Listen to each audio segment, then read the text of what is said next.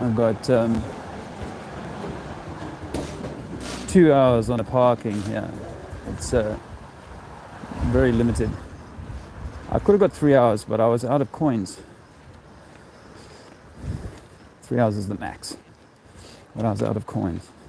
So I had to pay a toll on a bridge to get here.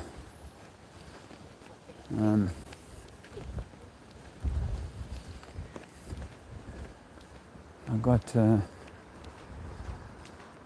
guess, a bee in my bonnet to do another West Coast location before we leave the West Coast in a few days' time.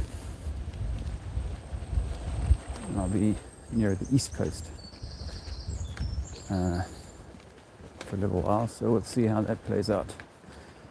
Try and do some street activism from there. And I've got a target area that I think I can put the banners up. So I've scoped it before parking up.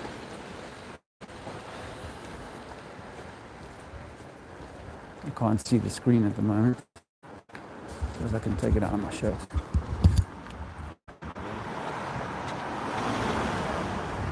So it'll take a while to put up a little few people. I guess it's a weekday, so I'm not expecting a huge turnout on the live, but hopefully I'll get a good location here and get some good encounters. It's obviously in a university setting, you're going to find a lot of well indoctrinated minds, so certain of what they know, or what we know, what NASA knows, and what maths tells us.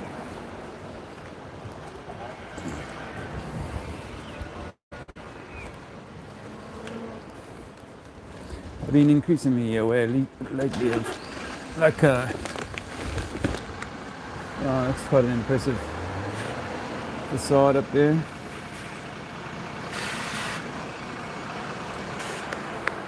I've become aware of,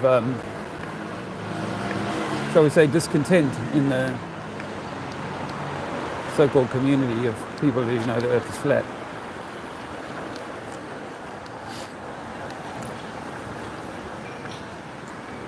I guess it's how it's supposed to be, but it doesn't feel very comfortable. It makes me wonder why we're doing all of this if we're just going to end up squabbling over stuff. I've got a place, I've got a location set up or in mind, just a little further ahead, about 200 meters, I think.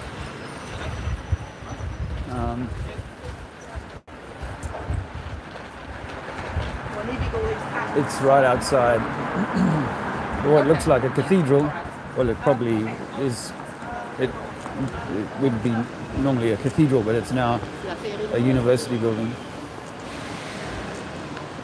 Missing its spire. So maybe it's an in-spire.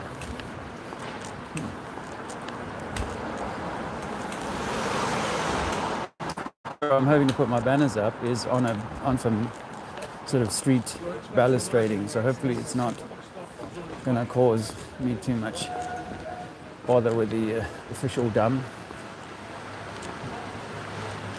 Yesterday, official dumb was a little annoying.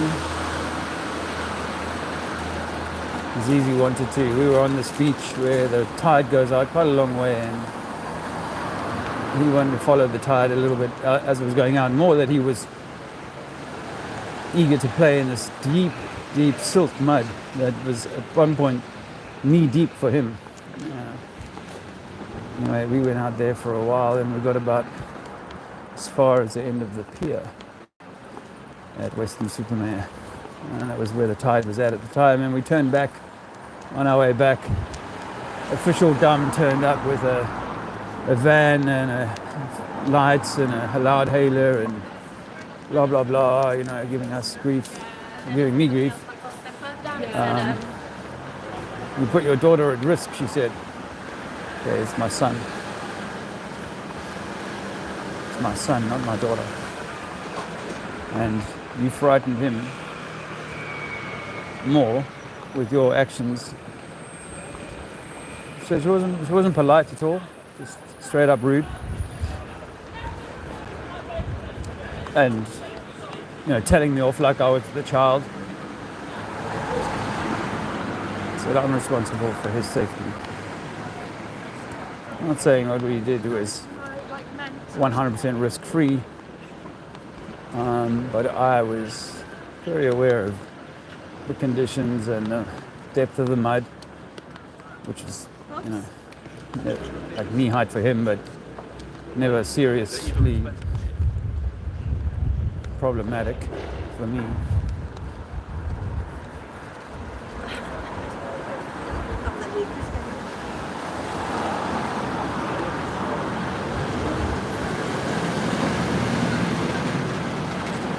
Anyone wants to make a donation to support the work that I'm doing at the moment, feel free to PayPal, buy me a coffee.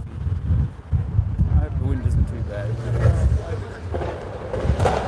And I hope the noise isn't too much. I'm hoping to set up here. Just here.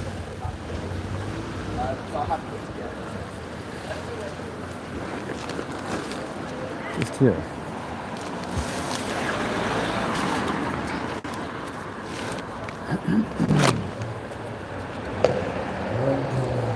Forgive the interruption in service. I'll just set these up.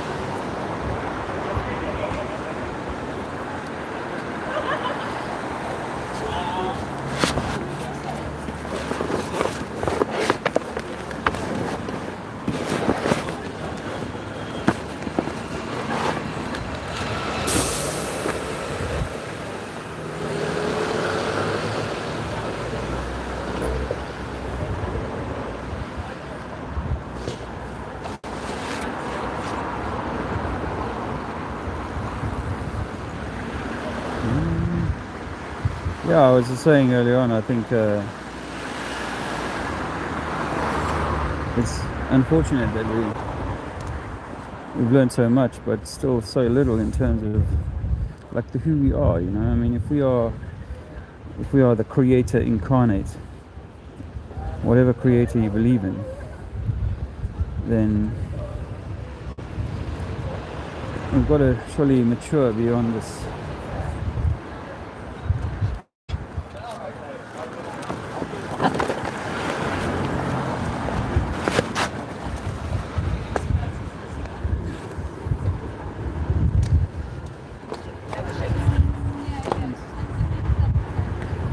The wind's a bit strong here.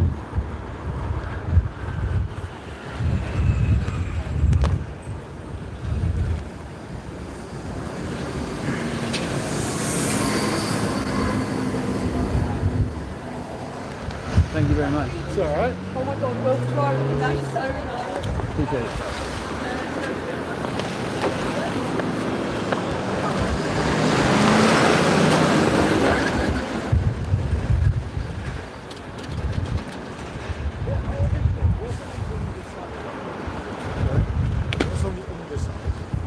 We don't know. Is that okay to say we don't know? Yeah. Like if I said that we'd only drilled 8 miles into the crust of something that's 4,000 miles deep, you couldn't really claim to know what was inside of that. I don't know that it's 4,000 miles deep. I'm not saying it is. But from I used to believe in the globe and everything. I truly did. I understood the spinning inner core and all of that stuff. And then I researched those things and I'm like, wow, they don't actually add up and we can't prove that they're there. All we've got are these sort of cartoon images of this thing that goes like a gobstopper into a molten core. Now I get that there's hot stuff beneath our feet and that pushes up as magma. Yeah. I see that, and I also see that hot air rises, but it seems to get colder as you ascend. You know, Everest is always frozen, you know, up there. And when a plane's at 40,000 feet, you know, it seems to be minus 50 out there. So my experience is that it just gets colder and colder and colder and hotter down below. Outside of that, I don't make great claims. What about the other planets? Do you think they're flat as well? I think the other planets, what used to be known as wandering stars, Mars, Mercury, Venus, those sorts of things, right? I think that there are lights. We see lights. So I asked you as a 5-year-old, what do you see? You see twinkling stars in the sky. By the time you get to school, they start giving you computer-generated images of what these things really are. And you have to take them at face value because you can't see that stuff for yourself. Even with a telescope, what it tends to be, modern telescopes, is they'll render you a sort of, they'll help improve the image. So they'll give you a stabilized image, but it's going to be a program that gives you something more rock-like. When private guys, I've done this myself with a very powerful Nikon camera called the P900, is it's an 83 times zoom. And you zoom in on these things and you slow that footage down, and what you see is like a light show, just a repeating, flickering light show. And then when you look into cymatics and how things move under different frequencies, you go, oh, that's a very similar movement that I'm seeing when I look at Mars, which is a different vibration to Venus. When I look at Venus, I see a different color and a different repeating cycle or pattern. So I guess you think the moon landing was fake? I'm pretty certain it was. I believed the moon landing, absolutely, bro. I did. Then I saw one of the things that changed it for me was a documentary called The Funny Thing Happened on the Way to the Moon, where a guy called Bart Sibrel, quite well known in those circles, he gets footage of NASA's, of the guys faking being halfway between Neil Armstrong and them faking that. And in that same documentary, he shows the interview of the three of them when they came back from the moon. And these guys look guilty. Their answers didn't add up, they were fidgety and so on. I was like, whoa, I'd never seen that before. No, if the moon landing was fake, what about the International Space Station? Okay. Well, again, I used to believe in that. I used to believe in that, that we had an International Space Station. But once you start to look at the possibility that it's done, just like they put Sandra Bullock in space in a movie called Gravity, just like they did that, they can do that with putting the ISS. They got a full mock-up of the ISS in a swimming pool, and they can use a blue screen to create the situation that looks like they're floating in space, but they're floating in water. So did you know? Let me offer you this. I didn't know this, but the spacesuit has never been tested in a vacuum chamber with a man in it. Really? Now, if you were going to go into a vacuum, then or anywhere that was a certain type, like a heat environment, you'd want that suit to be tested gradually to say, okay, we can manage being in a fire in this suit or in space in this suit. Are you sure it's never been tested in a vacuum? Yes, and you're welcome to go and you're welcome. Sorry. They haven't got a suit for women. Okay. That's the one. Well. I mean, I looked at this, and the only footage exists of a man getting towards a partial. This is in the '60s. Towards a partial vacuum. His tongue starts to boil, and they quit the test. That's as close as they've got to testing. Same with the lunar lander. They never got it to work. They could never show us how they could steer this thing using these retro rockets on Earth. And I just took their story of, oh well, once we're in 1/6 gravity on the moon, it'll work fine. But they never even got the chassis to control. I think Neil Armstrong got in the air for about 40 seconds and then had to hit the chute. So you believe that the ISS exists, but you don't believe that it's in space, right? Well, no, I think the ISS is like is a stage prop. Yeah. I think that what you're getting from that is either they're in a 747 doing a parabolic and getting 45 seconds of airtime, and they do tricks. Or like Tim Peake, you can go and check his Channel 4 interview when he first went up to the ISS. You can see when he does his flip in space at 2 minutes into the interview. he's on a wire. You know, he falls partway through it. It looks like he's under stress, as if he's under gravity or pressure on Earth. So no, what they do, what they cleverly do, is they have balloons that can fly at altitude. They've been doing that for 60 years. Well, they put helium balloons into 200,000 feet, and they can suspend a 5-ton satellite, what we call a satellite, from that, and it can do things. But the majority of your data goes undersea. 98% of all data is undersea cable. Very little that is going into the sky, as they say. Have you ever been to one of the edges? Well, you know of the Antarctic Treaty? No, but I was thinking like South Africa. What if I talk? Well, South Africa's quite close to the edge. I've been on the icebreaker that goes to the edge, but I was on it before I knew about this. Let me tell you, I didn't know about the Antarctic Treaty, which prevents you and me from going anywhere after the 60th parallel. We're not allowed to go there. If you do go, it would only be on a guided tour, controlled tour, and they will take you to a peninsula, and on that peninsula you will have an experience. You'll walk around for a few miles maybe, but you ain't, getting an Uber and going, oh, well, I'm just going to go for 100 miles or whatever. A guy who did, it's called Admiral Byrd. And Admiral Byrd in the 1950s and 60s spent 15 years and billions of dollars, of US tax dollars, with a fleet of ships. And he was flying into land, and he said on a TV interview then, I found land bigger than America out there. Land with grass and so on. Now, is that disinformation? It may be, but there's a lot of questions about what's going on there.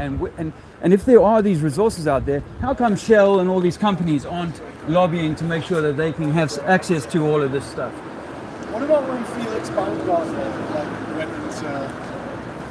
When Felix Baumgartner went into space, I was still a believer. Well, he didn't go into space. He went to what they call low Earth orbit. When he took the photos, you could see this. Yes. Well, what it turns out is they were using a fisheye lens. And so with a fisheye lens, you'll know it'll make this area look like a globe, even if you go to like 100 meters. When he jumps out of his cupola, and you can go back and check this for yourself, but as he jumps out of his cupola, there's a camera just behind his head that shows the entire horizon in front of him as flat. And apparently, Neil deGrasse Tyson is on TV saying that Felix is not high enough to see the curvature. So they'll say that, even though people will tell me, no, I can see it from a plane. But I've got pilot friends who know that they don't make any allowance for curvature, and they see no curvature. Yeah. And curvature is meant to be quite significant on a ball of 24,000 miles circumference. We should be able to see it quite easily. Apparently, we see ships going over the horizon at 3 or 4 miles. And if that's there, then if we're a scientist, we should say, let's go and measure that. Okay. We have to go for lunch, but I have one more question. What's the northeastern country and the southwestern country there? Here? Yeah. So that would be Australia. Yeah, what's southwest? And this is South America. Now this, by the way, is the United Nations logo map. And this is the map that planes fly to. This flat. In fact, when you learn to fly, you have to treat the Earth as though it's not moving and it's flat. You don't, if you're a pilot coming against, if the Earth is rolling underneath you like this and you're coming to land, are you having to allow for the Earth turning, spinning? To fly from Australia to South America, yes, you wouldn't have to go over that mainland. You could just skip over. The quickest route is to go under the pole. Never done that. There's no flight, nothing has ever been charted to come out 180 degrees on the other side. But Australia to South America, at the bottom, Chile or whatever, much quicker to just do that. Oh, it's too cold. People give me that excuse. But actually, we don't go down there. And even pilots who fly there say the furthest we can go is 70th. And our compasses after that region start to mess up, both north and south. Compasses don't work right in these areas. So are we where we say we are? Or is it possible that Captain Cook did sail 60,000 miles around the sort of Earth? I mean, if this Bristol was the Earth, we could go travel around it all day and come back to the same place. It doesn't make it a globe. Interesting. I've got a flyer for you just to take away and share with a friend, have a giggle, but keep an open mind, because trust me, I was in the same belief system. My children finished university with the same belief, and I've had to go, guys, I was teaching you. Did you convince your kids? Pardon me? Have you managed to convince your kids? My son is like, he can't refute the arguments. My daughter is a history student from Canterbury, and she is not willing to hear that her history could be fabricated, because if it's true that these buildings were once something much grander than the churches, they were like energy harvesting devices, and we had free energy from the ether, from the environment around us.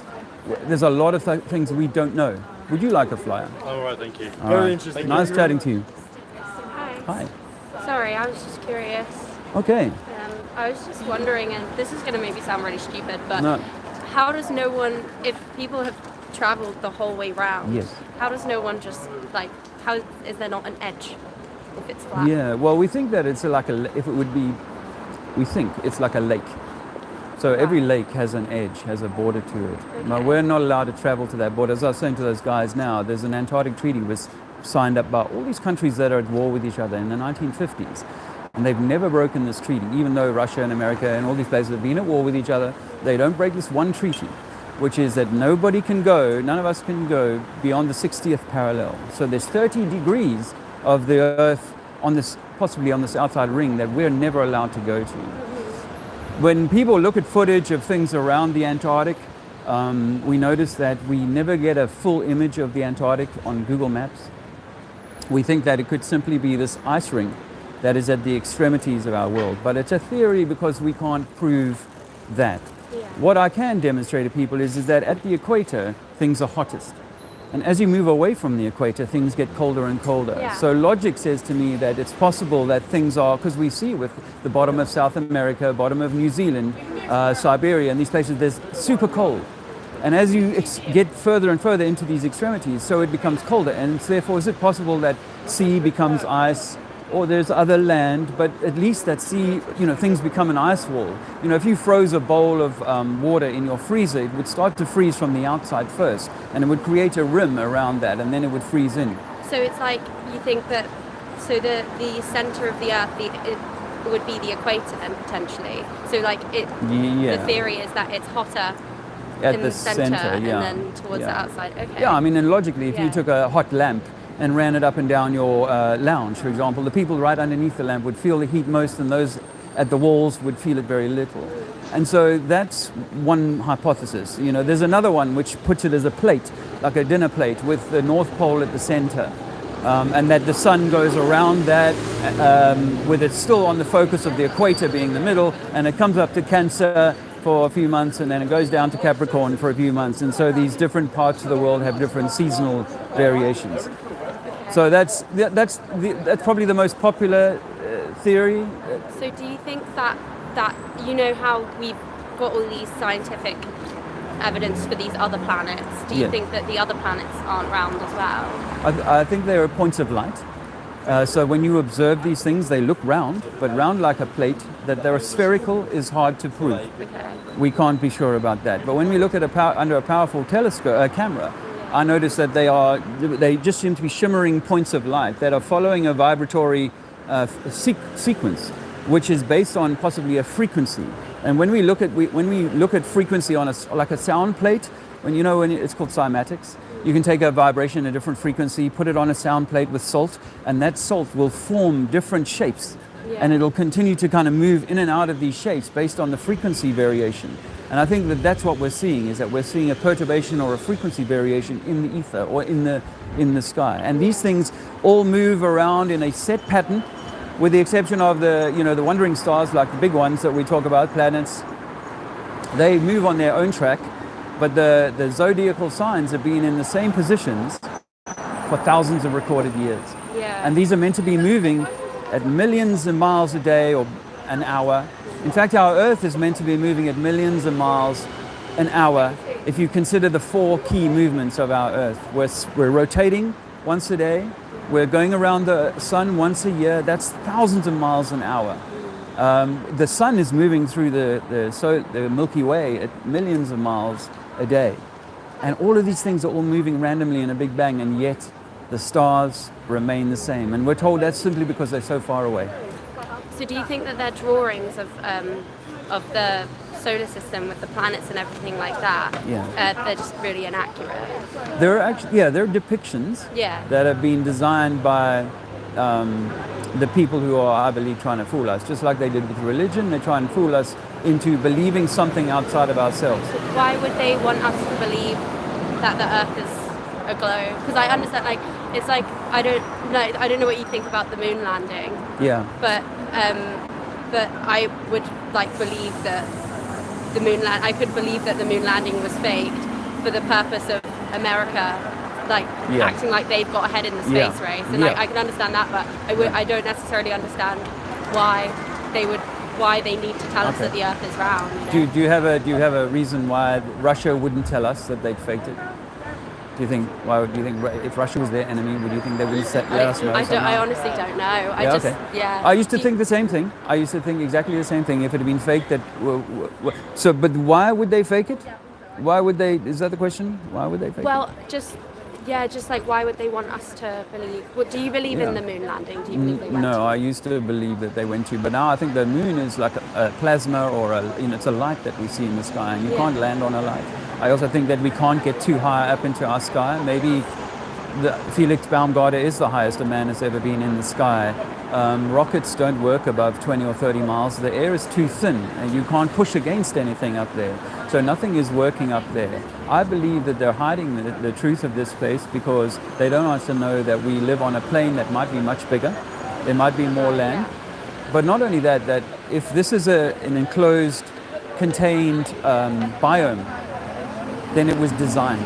Yeah. There is no Big Bang that creates a biome in the way that the flat Earth talks about. And all ancient cultures, by the way, if you go back before the Greeks, certainly, everybody was talking about it being an enclosed system with a roof and its own forces that create the tides and the weather and the sun. And these are elements of the system. The sun is an element of the system. But in this world we live in, they want us to worship the sun. Not the Son of God or the sun in the sky. I think that's what they're wanting us to worship, rather than to realize that, wow, if this place was created, it means that you are created on purpose. Not a random explosion, not just waiting for evolution and the dinosaurs to go away, but you are the reason why this place exists, and that each of us is meant to be the emissary or the sovereign particle of whatever the creator is. So what do you think of evolution then? I used to be a believer. Now I know that that's also science they use a lot of clever tricks to fill the gaps. Carbon dating techniques, for example, could be misconstrued such that there's many zeros added on. The same with light years. Many zeros added onto the distances that things are away from us. So I think that evolution is... So I use the term God, right? I think that there is like a higher version of yourself, and that higher version of yourself is connected to God. Not necessarily God, but is connected to something much greater.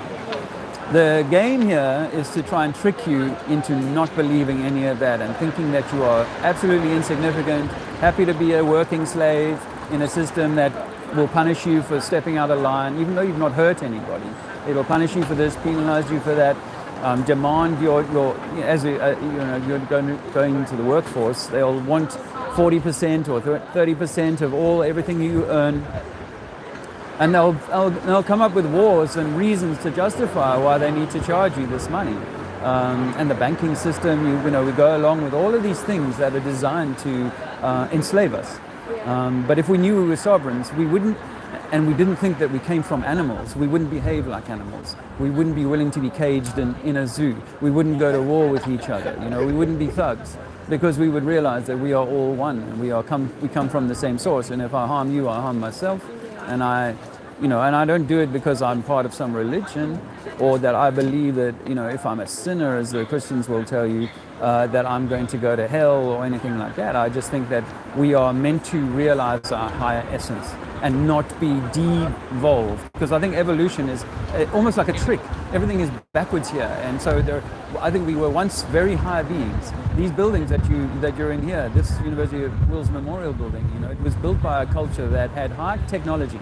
They were able to build on a scale that we cannot today, apparently without technology. They were able to make music like Bach, Beethoven, and all of these sorts of things without, apparently universities, without music schools, without industry that could make all the trumpets and the organs and all the things that needed to go along with an amazing orchestra.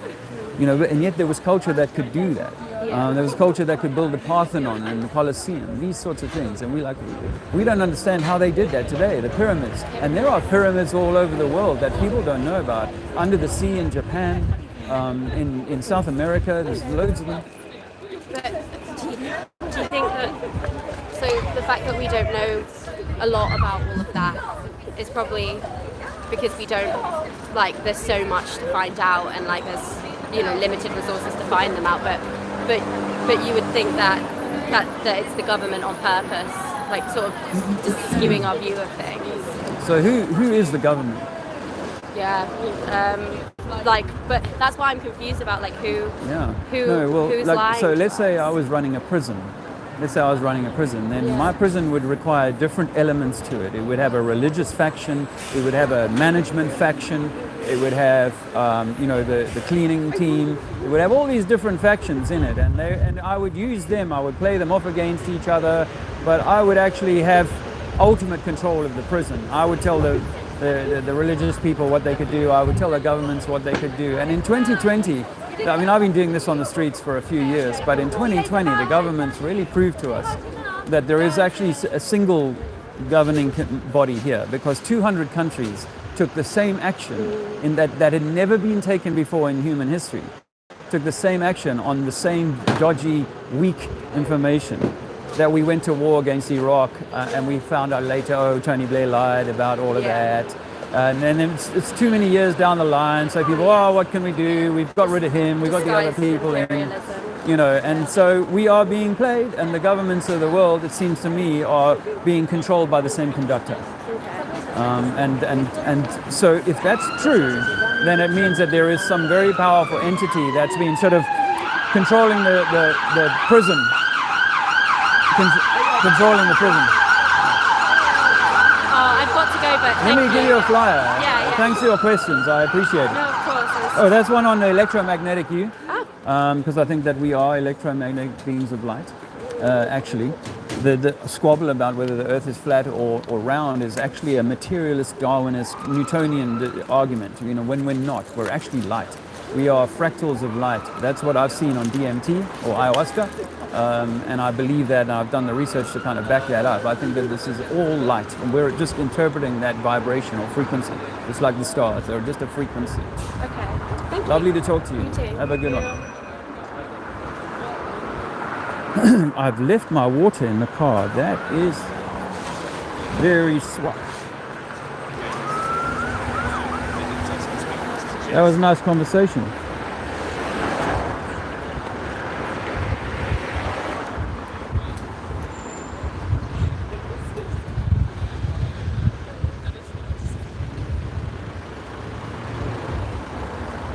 Quite a good venue at the moment. It's a good location. I haven't looked at my camera, so I hope you guys are getting a picture.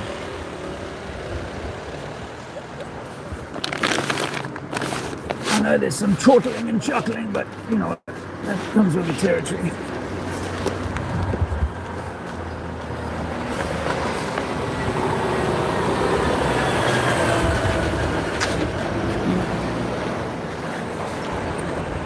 Wind is a bit of an issue for me. I want to put some chalk down, because that'll get people's attention.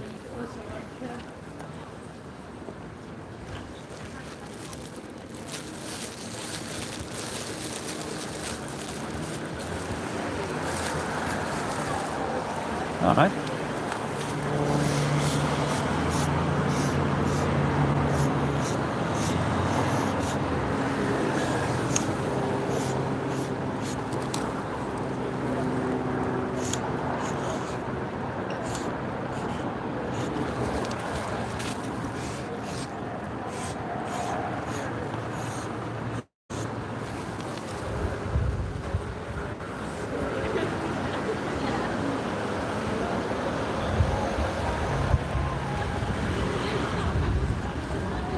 That's not so good.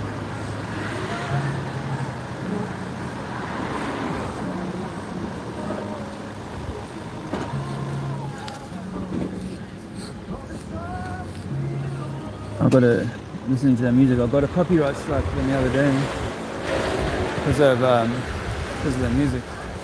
Yes, take another one. I can't get these to stay down at the moment.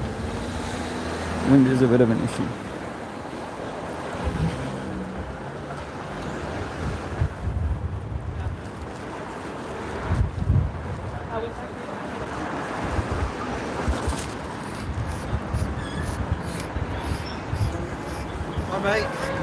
should be writing on this is university property. This is? All right, you should be writing on here. This is university Yeah, property. it's cool, bro. It's only chalk. No, it's not cool. It's only chalk. You know, the next rainfall it'll Well, wash away, you right? shouldn't be doing it. All right, you're gonna have to rub it off. No, I don't. When you say this is You're gonna university, have to rub it off. All right, you shouldn't be doing it. Hang on there. I'm just making a little demonstration, yeah. Well, not on university property. You know we've been lied That's to you about. council. This is university property. What about this here? It's all university property here. So you shouldn't be doing this. Who owns the university? Can I talk to the owner?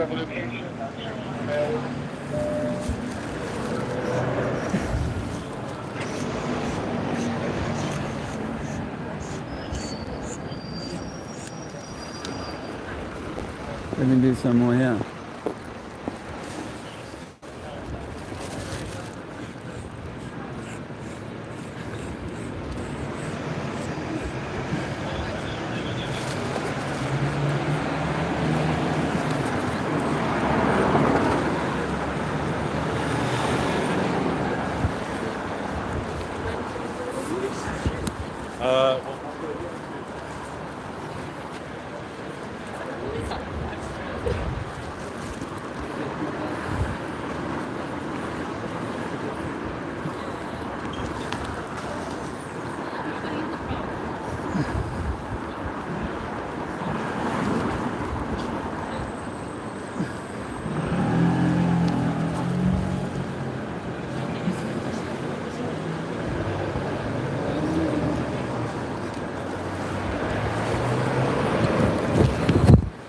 Hope you can still see.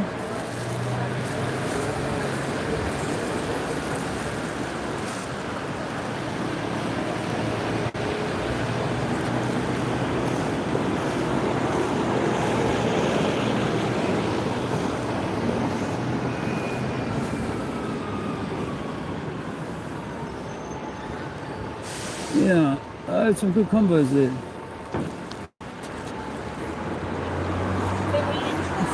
Thank you.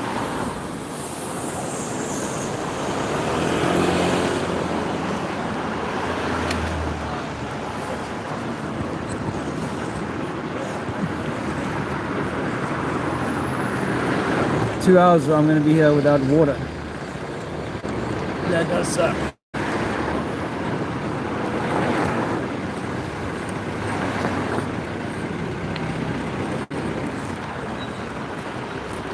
I agree.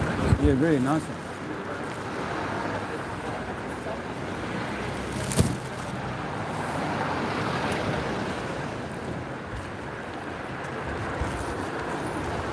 Keep an open mind, bro. Government have lied to you before.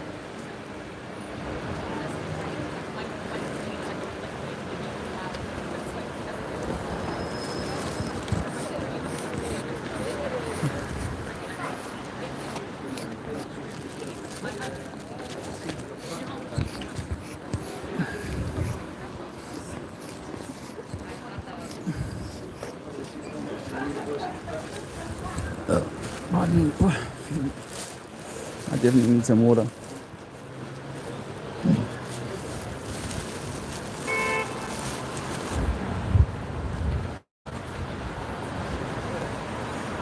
All right, man. How's it? Let me just check the feed is still working.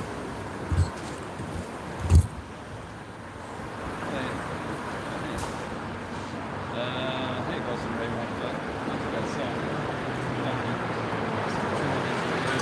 Please subscribe to the backup channel for Trinities. You never know when I might say something I'm not allowed to say. I'm on council property, so this is all good. Look, here come the good old Bill. See how that gets on.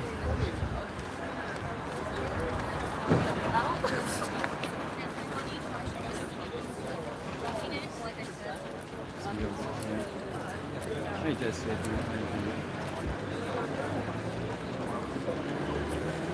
yeah, hey, Nathan, I'll be with you in a little while. Hello, friend, you alright? I'm good, how are you? You've chalked our wall.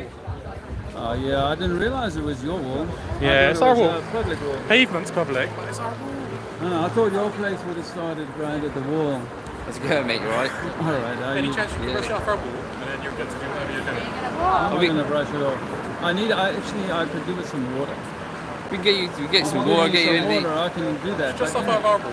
Pavement, that's up to you. There's nothing they can say. We got no jurisdiction. This is absolutely Yeah. public. But obviously that's our. Yeah. Well, like I said to you, man. That's the first rainfall, and it seems to rain a lot around here.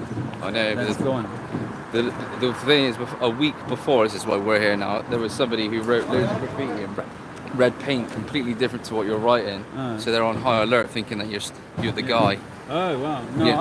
I'm a guy who tells us that we all come from the same creator, and that we should be more loving and not go around doing harm. Do you have a YouTube channel? Yeah. What's your YouTube? Trinity 4. I'll Okay. give you a flyer, and If can you look could. me up.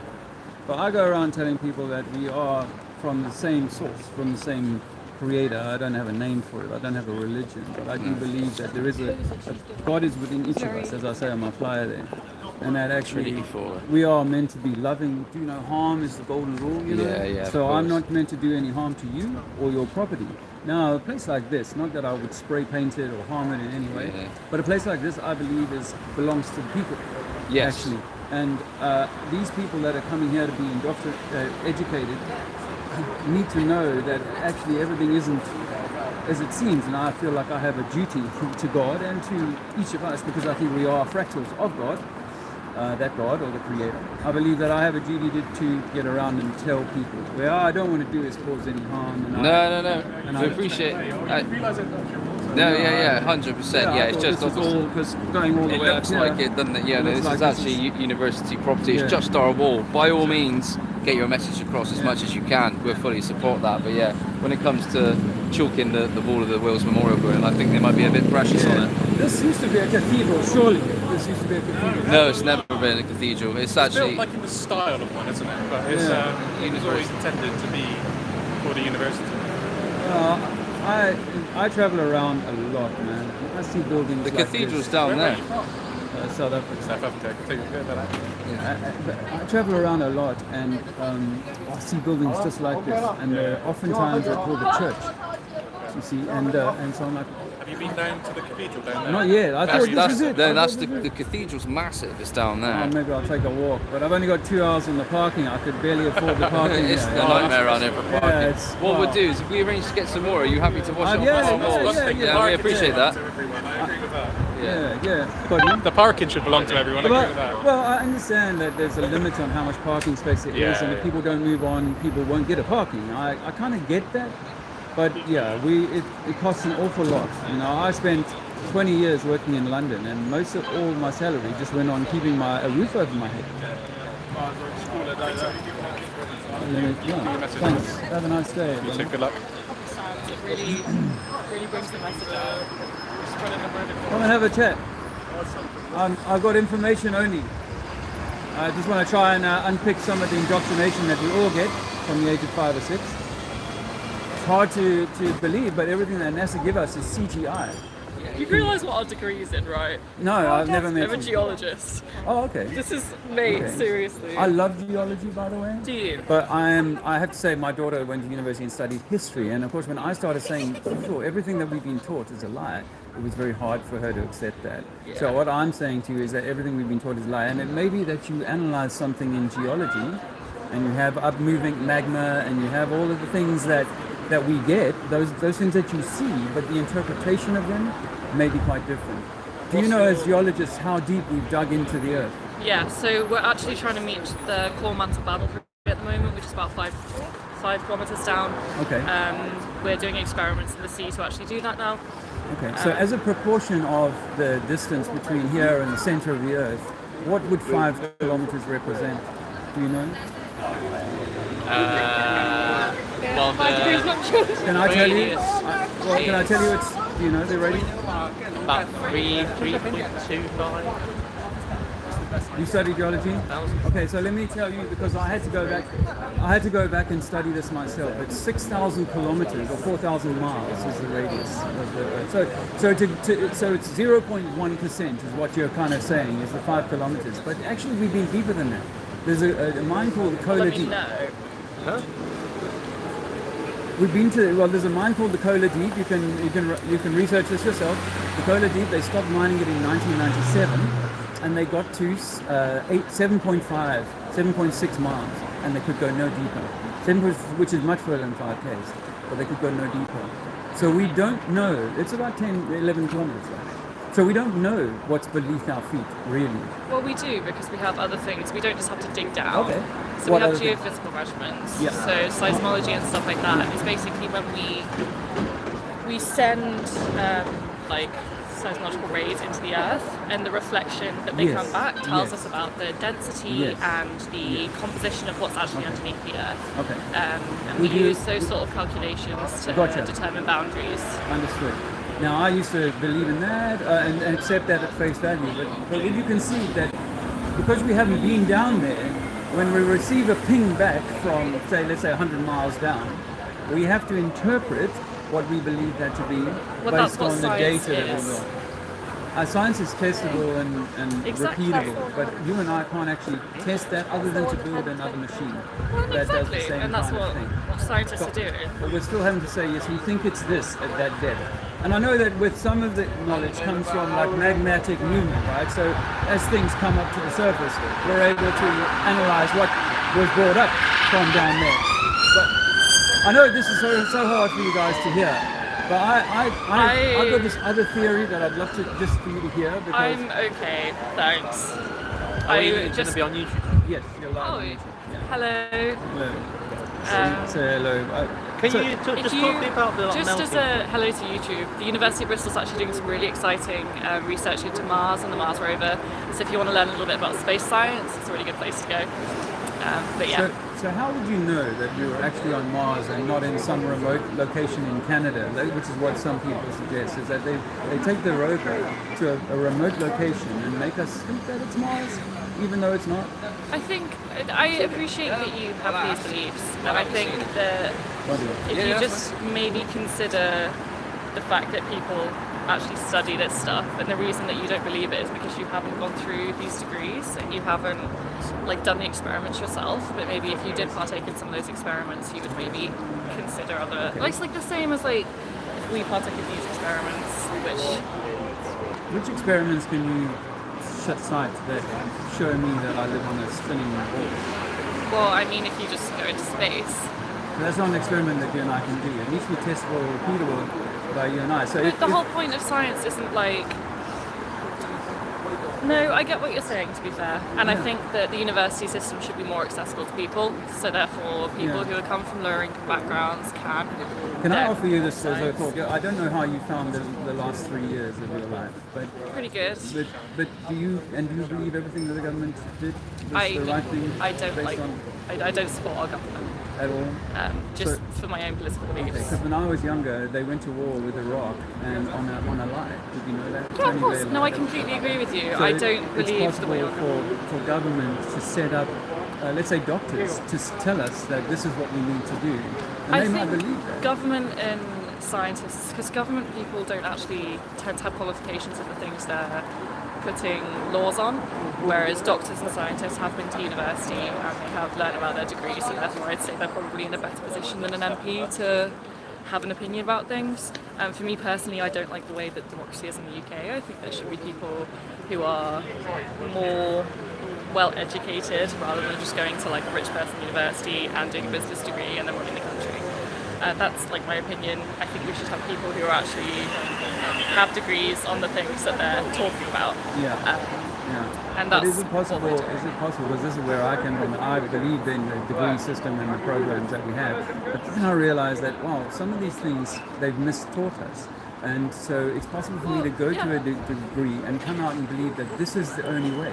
For example, in medicine, right? We know that there are plant medicines that people were using to heal themselves years ago, and they have been completely pushed out by the system. So coming back to the idea of whether we live on a globe or not, given that NASA is government funded, so therefore it's controlled by the military, it's controlled by the government, it's possible that they could layer a deception over us. It's very easy to see that the moon landings, now you look at it with 2020 vision, you can see that the moon landings were faked and it was done in a studio. But I completely agree that you could debate these things in the sense that, like, if you weren't part of the experiment, how would you know? But it's also, you're saying that it was definitely fake and all this thing to happen, but you also don't. If we have evidence for it not being fake, how do you have evidence for being it fake? It's like you can put if you really believe in something so strongly, you can form your opinion about it. So what killed the globe for me was curvature. Do you know the formula for curvature on the globe? I think the curvature argument is quite amusing in the sense that I've seen people do experiments online who are flat earthers, like with like shooting a laser over the earth and seeing if there's actually a curvature. Of course, you're not going to find a measurable curve in the earth over like 10 meters. That's not how it works. How does it work? Because the Earth's on such a big scale, so if you're looking at something over 2 centimeter scale, you're not going to get the entire, what would you say, like, about it. Look. Would you agree though that a sphere, like a beach ball, is, say, a perfect sphere? The Earth isn't a perfect sphere. No, well, when you look at these images here that NASA gives us, they look like that far away, when the Earth isn't actually a sphere, because you have mountains and valleys and stuff like that. Well, the Himalayas is only like 7,000 meters above sea level. So apparently, if you had to make the ball like it's not a ball though. Well, I mean, that looks to me very much like a round ball. Yeah, because you're taking it. For example, if I went and looked at you from 100 meters away, you just look like a blob of a person. I wouldn't be able to see your eyes, I wouldn't be able to see your eyebrows, stuff like that. It's the exact same. Or even same. see me, which is why when a ship goes over the horizon, it's going off into the vanishing point of your ability to see something. Well, yes, because there's a curvature on the Earth. That's the curvature? Yeah. So if the ship is going away at 3 or 4 miles for the curvature of the Earth, couldn't I measure that? If a whole ship can get sunk behind the curvature of the Earth at 3 or 4 miles, you don't think I could develop a test? I think it's also more about like light as well. So the human eye isn't going to be able to see as far as maybe like, I don't know, a laser or something can. Or a telescope. Yeah, the American military use a laser that shoots 100 miles from, and then they shoot a weapon called it's like a magnetic gun that they shoot 100 miles from ship to ship. Yes. And that's going in a straight line. So this is the formula, by the way. This is not... Yeah, my friend did these and he's autistic. I mean, dyslexic. Anyway, there's quite a few. Yeah. There's quite a few, but this is the formula for curvature. Can you explain that? Let me go and watch it. Yeah. Well, it doesn't matter what the bottom of the pool is doing, the surface will always be level, yeah? If it was a 50-meter Olympic swimming pool, would it have any curve or would it be perfectly level? Level. So if I made it 500 meters, would it still be level? Well, it'd be a bit curved because the Earth's... A bit of curve? So you think you'd be able to measure it at 500 meters? Possibly. No, The curvature. there's a lake in Russia that freezes over every year. It's 300 miles long. What's it called? Sorry, I've got two things. One, there's a bucket and water. Thank you. And two, why would they say that it's round? To keep us in a mind prison. It doesn't make sense, though, does it? They didn't gain anything. Even if it was a triangle, does it make no difference? Well, if like I was saying earlier on, there's a creator. Yeah. Big Bang is out of the picture. But the globe is part of the Big Bang. There's balls flying around each other, prison and lie. And a lot of people suggest, and there are some maps that suggest there's more land that's been hidden from us. And on a globe, there's nowhere to go. And with the Antarctic Treaty, we can't go below the 60th parallel. So there's a very small place that we're kept in. And so we're saying, yes, and ancient cultures, by the way, all believed that it was a flat Earth. The ancient cultures that knew astrology, they understood that it was the stars that are moving around our sky in a 26,000 year procession. It wasn't us rolling underneath everything. So it feels to us like they're closing us off, one, because they don't want our minds and hearts to know that we are the source, we are the creator, we might be God experiencing ourselves. That might be the one thing. And the other is that there's more land. I find it, obviously I can't say, but would you say Earth is a planet? No. Well, the word planet comes from the word planeta, which means small plane. So I think it's a plane, but the idea of this vacuum of space also has to be reviewed. Because what they tell us is that if you go up high enough, eventually the gas gets so thin it becomes a vacuum, but that breaks the second law of thermodynamics. to have a deodorant can or a Coke can keep its fizz, you got to keep the lid on.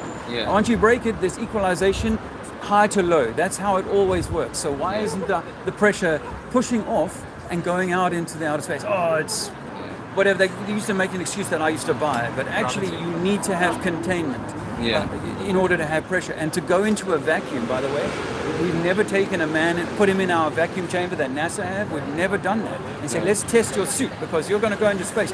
Our vacuum on Earth is orders of magnitude weaker than the vacuum you're going to go into when you get into horrible outer space. But we're not going to bother testing it even in our vacuum chamber. So there's a lot of things that I used to just take for granted. Moon landings, I used to believe. ISS, I used to believe. Even Space the moon's shuttle. round. I mean, the moon, when you look at it, I asked my baby boy, what do you see? You see a round thing. Now, is it a sphere round? I don't know that it's a sphere round anymore. I see a round thing, but is it my eyes that are making me want to? Because I've been told that it's a sphere. But guys have taken photographs, let's say a half moon, they've taken photographs of stars through the dark side of the moon. And what we notice when we look at the moon now with open eyes is that if we see it in the daytime, the dark side of the moon is blue. It's the same color as the sky. It always matches the color of the sky. So, and we've never seen the sun, we've never seen the moon traverse in front of the sun at new moon. But if it's a stone, you should see a silhouette as it for that day and a half or that day that's in the new moon phase. But science has never seen it. If it's new moon, it's on the other side of the Earth from the sun. No, it can't go in front of the sun because it's the other side. Well, no, you've got the. I'm going to have to make moves, but there's the thing, just for our walls, we can stare as long as you can. All right, thanks, brother. Cheers. So, Why would the satellite melting? Yes. I don't really get that. Well, okay, so we're told that the exosphere is hundreds of degrees above centigrade, even up to 2,000 degrees, Wow.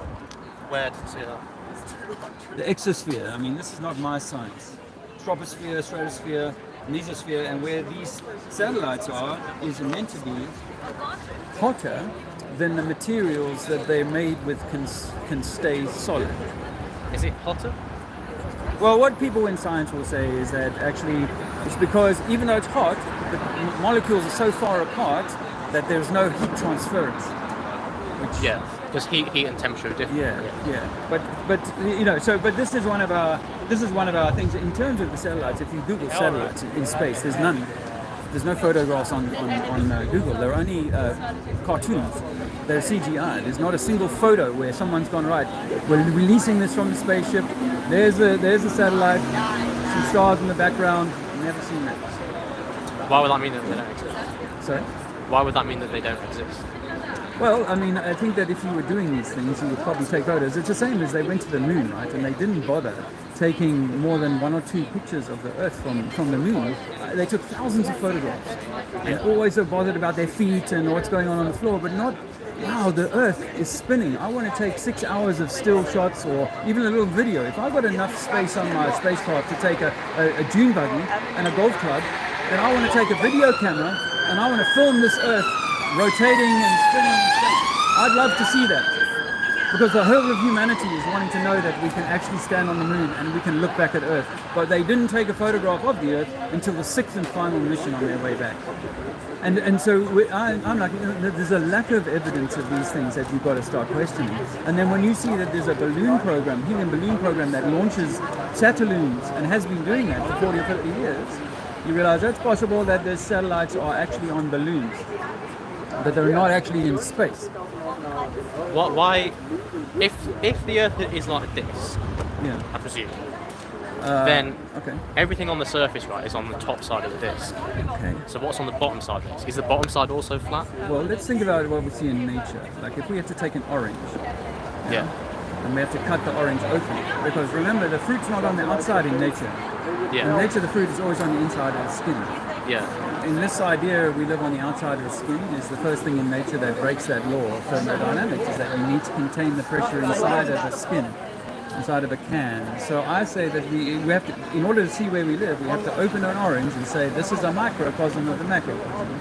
And the seeds in the middle, when it falls open, might be the continents. And the seeds, and then around that is the fruit, which is the sea, the ocean. So that's where I think we would live, and so we're inside an egg, inside an orange, or an electromagnetic torus. In other words, it is electromagnetic. We live inside an orange. we live inside an electromagnetic system. I'm giving you an orange as an analogy. Okay, yeah. I could have said a pumpkin or a pawpaw. It doesn't matter. It's just that in nature, what it does is it tends to have the skin on the outside, moisture, and then seeds on the inside. And that's where I think that we are. We're on the inside of something, but it must be contained. Water always, you see, the law of fluid dynamics is that the fluid must be contained. If it's not contained, it will spill and run downhill. So what's on the underside of the Earth? If the Earth's a disc and we live, say we live on this surface, so there's countries and whatever, and there's whatever's around the outside, like the Arctic. Yeah. Then what is underneath all that? Well, that would be the magmatic effect that we see. So in an electromagnetic system, you have, say, this heat coming up and rising up from beneath. Yeah. Magma, solid material, and then eventually it breaks down and turns into gas and ascends further into the sky and then comes back down again. So it's an entropic system in which things are turning. So if you can imagine a torus, you know what a torus is, right? Huh? You know what a torus is, electromagnetic torus. It is like a donut or an apple-shaped system. Oh yeah. Yeah, and it's almost like got an hourglass in the center. So as the energy spins around the orange, if you like, and rises up back through the center, it's actually solidifying into this plate that we stand on. And around that is water, and then around that is enclosure, and there is an enclosure above. So it goes round the orange, and then up through the center. Yeah. And then we live around the center. Yeah, something like that. I mean, if you think about the orange as an electromagnetic system, then there is the part that is connected to the tree, and then the underside, the little bud part of the orange. And energy must be flowing around that system to feed that orange, to fill it up. Energy, you call it water or electricity or whatever, it doesn't matter. Energy is flowing around and into that system and up through the pith towards the pods that are the seeds. And that's where I believe we must be standing. And underneath us is like the teeth in your mouth. Underneath us is, beneath the gum is a whole lot of root of the tooth.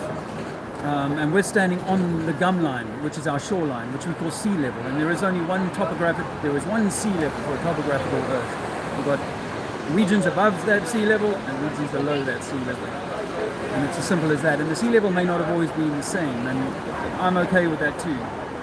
So you think like the Earth is kind of the universe, so like it's the centre of everything. And you are the centre. We are each of us the centre of our own universe, actually, and that we're standing on a plate as a shared environment, and it is the centre of everything. And actually, ancient cultures used to believe that. And I think it's even Einstein who said, if it's true that we're not spinning, it puts us at the centre of the universe, and that's a horrible notion to have. And it's a philosophical thing for most of these people in science, is that they do not want us to be the centre of the universe. But mainstream science was doing something called WMAP up until 2015, where they may still be doing it, but they were taking background radiation from the whole universe, and it always placed us right at the center. Always. We are center of that thing. It looks like a torus, actually, when you look at a picture of it. It looks like a torus system. But where they tell you that's 13 billion light years of distance, I'm saying that might only be thousands of miles, or tens of thousands, or hundreds of thousands of miles, not billions of light years and all of that nonsense. But we are at the center of it, yes. We are the center. And why that the world of science and education and religion doesn't want us to know this is because it puts you at the top of the pyramid, and not the government, and not the religions. Also, I'm not saying this, asking this to try and elicit a reaction. I'm just genuinely wondering, did you go to university or Yes, I did. I went to Hertfordshire University actually, but I studied Hertfordshire in London. All right. But I did a lot of things. I'm 55. I did a lot of things in my life that what when I jobs look back at them, I used to work for the government in Westminster. I used to do change management. Is that like a civil servant? Yeah. But I was also I'm an author. I wrote a book about my time in the Angolan War as a kid. We had to shoot against Russian tanks. We had to shoot a 90mm cannon over Angola. Angola. Yeah. You know Angola? Yeah. Are you sort of South African? Well, I was born in England but raised in South Africa, so I had to do 2 years of national service. Yeah. I chose to because the propaganda was such. A Rattel, an armoured car. Yeah, a rifle. You know the rifle? I made the hair stand up on the back of my neck. Yeah, the rifle. It's a 20-ton troop carrier, right? It's designed to carry 9 or 12 people. With a 90mm. glued on top of it. Yeah, but they put a 90mm gun on these things, and there was only a crew of 3, a gunner, a driver, and me, the crew commander. And my squadron went up against tanks. We ended up in some really big battles, but the point I'm trying to make is that I had to shoot this gun at over 2-kilometer ranges, you know? And if the Earth was spinning, I would have needed to account for that, and my life depended on it. I would need to know that. You know, if there was windage, I would have to allow for that. You know, if I'm on a different height to the target, I'd need to allow for that. But only if you're shooting it in a certain direction. Like if you were shooting it north, then yeah, there'd be some Coriolis effect. So do you think that if that you were is- shooting There wouldn't it be Coriolis effect on it, because Coriolis is subject to velocity. So a 90mm heat round, firing at 1,300 How do you meters know a so second? much about them? This is just one of my things. But that's not going to be affected by Coriolis. Well, you know, people who bring Coriolis to me say there's a video on YouTube of a sniper who when he fires at this distance, at this range, he's got to allow a certain amount for Coriolis, you know? So I would say, no, we don't allow for that. And pilots don't allow for that when they fly. We don't have to allow for such a thing. So Coriolis is an effect on flows. I'm just blown away that someone knows what a rifle 90 Oh yeah, heat but round if you like threw like a tennis ball, isn't it like the whole tennis ball thing? Isn't that the Coriolis?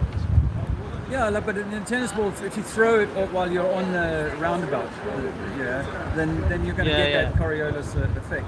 Yeah. You know, but we can't actually measure for that. There are speculations. People say, oh, you know, the water's going down the sink one way in the southern hemisphere and the northern hemisphere in a different way. I tell you what clearly does work in different ways. That the moon, if you observe the moon now that I've mentioned this to you, the moon actually rolls like a coin, and it rolls clockwise in the northern hemisphere, about half the speed of the hour hand. So you've got to be patient and watch it over many hours to see it actually turn the face or whatever part you're looking at. If it's a quarter moon, easier to see because it'll start here and it'll end here in this as it moves through the sky. Right? It's doing it in the opposite direction in the southern hemisphere. I was down there for a year just recently, and I was like, oh my gosh, I never paid attention to it. But it's actually rolling counterclockwise down there. So do I know the answer? I have some theories, but I don't necessarily know the answer to that.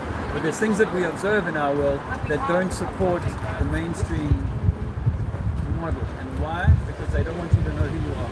This is misinformation, though. You think so? Yeah, because there's proof. Have you ever been on the plane? Have you ever seen the documentary where the flat earthers are trying to prove that the Earth is flat, and all their the tests prove that the Earth is round? So even their own tests prove their own logic. Like, I don't think this. You really shouldn't be spreading shit like this. Thank you. But can I ask you, what is that experiment? So there's a documentary on Netflix, and a guy goes in with like open eyes. He wants to know why people think the Earth is flat, and then they do some experiments to I can't remember what the actual experiment is, but it's to do with working out the curvature of the Earth, and they're saying, oh, it's flat. Yeah. Oh, yeah. Thank you. You know. Yeah. And it disproves all of their theories, but they think it's going to prove their theory. So before we go any further, do you believe everything the government tells you? I don't believe everything the government tell me, but science. That if it's possible, that we put out propaganda, then things like this one, because I saw this is the opposite end, though. We're looking to demonstrate whether it was or wasn't curvature. I've seen many experiments that show that. But this is like bad. You shouldn't be spreading this kind of information because this is. Yeah. Where is the edge of the? The edge of the Earth? Well, I think that it's just like a lake. There must be an edge, but there's something called the Antarctic Treaty. No. Where is the? So if What we it's would call flat, Antarctica. if it's flat, is it still round? I'm or not square, sure. rectangular? Yeah, I'm not sure. Triangle? But this here is this is the United Nations. Oh, let me answer your question. Yeah. I'm just developing my question. Okay, so in that case, you'll have lots of edges of the Earth. Yes. Where are they? That would be what we call the Antarctic ice ring. And that whole area is militarized. You can't go there. I don't know if you know the Antarctic Treaty. The Antarctic Treaty was signed in 1967 and stops us from going there. So look, I'm just looking at this map, right? Is this the? Come on, you've been on Reddit. Map of the flat Earth. This is a 1940s flying map. This is how they used to fly. So is this the flat Earth? That's a possible Okay. map. So where is the edge? See this? Stupid people. Yeah. This is what we believe. What we don't know. happens This to is the the ocean then? Does it just pour it down? Where to? No, it's an enclosed system. So the system we live in is enclosed. It's like an electromagnetic torus. You know, in nature you will find that there's not a single fruit in nature grows its skin on the outside of the fruit. Have you ever been on a fucking plane? I've got another question. Seriously. I got pilot friends that say there's no I can sum curvature. this up in 2 words. Absolute bollocks. Neil No, I've got deGrasse one Tyson- more question, Neil okay? deGrasse Seriously. Tyson is on record saying you can't see bollocks. curvature from a plane. Imagine this is the flat Earth. You're a fucking grown man. Look at the And CDs. the map's here, right? What's here? What's that? don't know. We don't know. You need I don't to even think investigate students are before you fucking do stupid, this but they're not. thing. Before you are doing the propaganda, you need to do What's the the formula for curvature? Do you investigation. know the formula for curvature? I couldn't give a fuck No, you about see, that. you don't care. No. The truth is, friends, we've been This lied is to about bollocks. where we live and who we are. We've been lied to about who we are. The moon landings were faked. There is a curvature formula for Earth that says there should be so much curvature between England and France that you can't see the White Cliffs of Dover, but of course you can. It's just an element of perspective that stops your eyes from seeing beyond 4 or 5 miles. But you don't even know what the Earth is. And so now we know that there is no experiment that proves that the Earth is spinning. If you believe that we're spinning, back a photograph. point the direction in which we are spinning now. And what speed are we spinning? Who can tell me the speed that we're spinning? You're so smart. Who can tell how much? 342 meters. Yeah, but you don't even know what the edge of the Earth is, and that's literally your argument that the Earth We is are flat. spinning at 1,000 miles an hour. Never been no season. We are spinning at 1,000 miles an hour, and yet no one can test for the spin. No one can observe the spin, and no one can Because measure of the the sheer spin. size of Look it. at the size of it. So that's not scientific to say I can't measure that. Let me tell you, if I spun a wheel, the air around the wheel would not go with the wheel. It would get left behind. You know that. But your science will tell you that the atmosphere is spinning at 1,000 miles an hour with the Earth somehow velcroed to the surface Do you of the believe Earth. in God? This is counter to science. Do you believe? I think that you are God.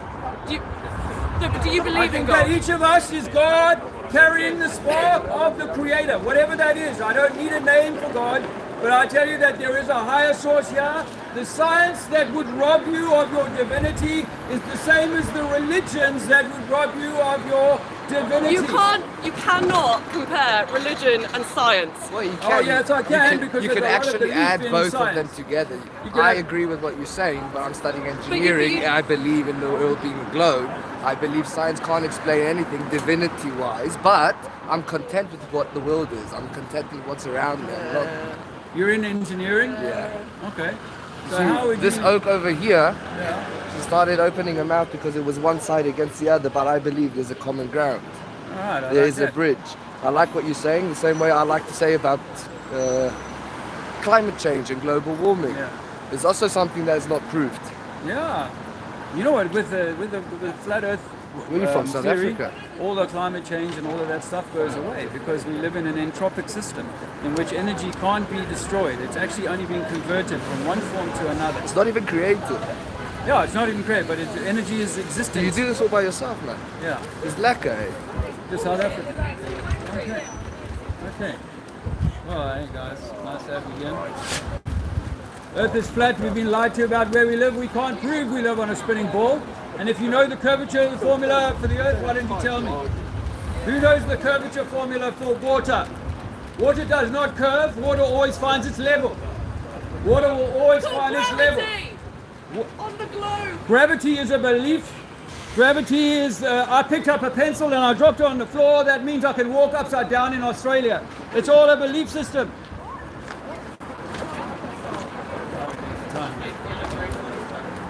It's all a belief system, Bristol. We believe that we can walk underneath the globe. We believe that monkeys can become man. You have to believe that fish became monkeys and that monkeys became man. You have to believe that an explosion occurred and it brought life and all of this beauty from an explosion. That's ridiculous. It's like saying I could blow up a scrapyard and get a Formula One car.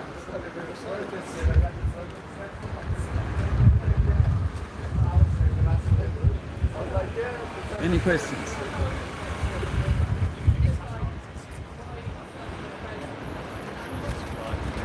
How you guys doing there?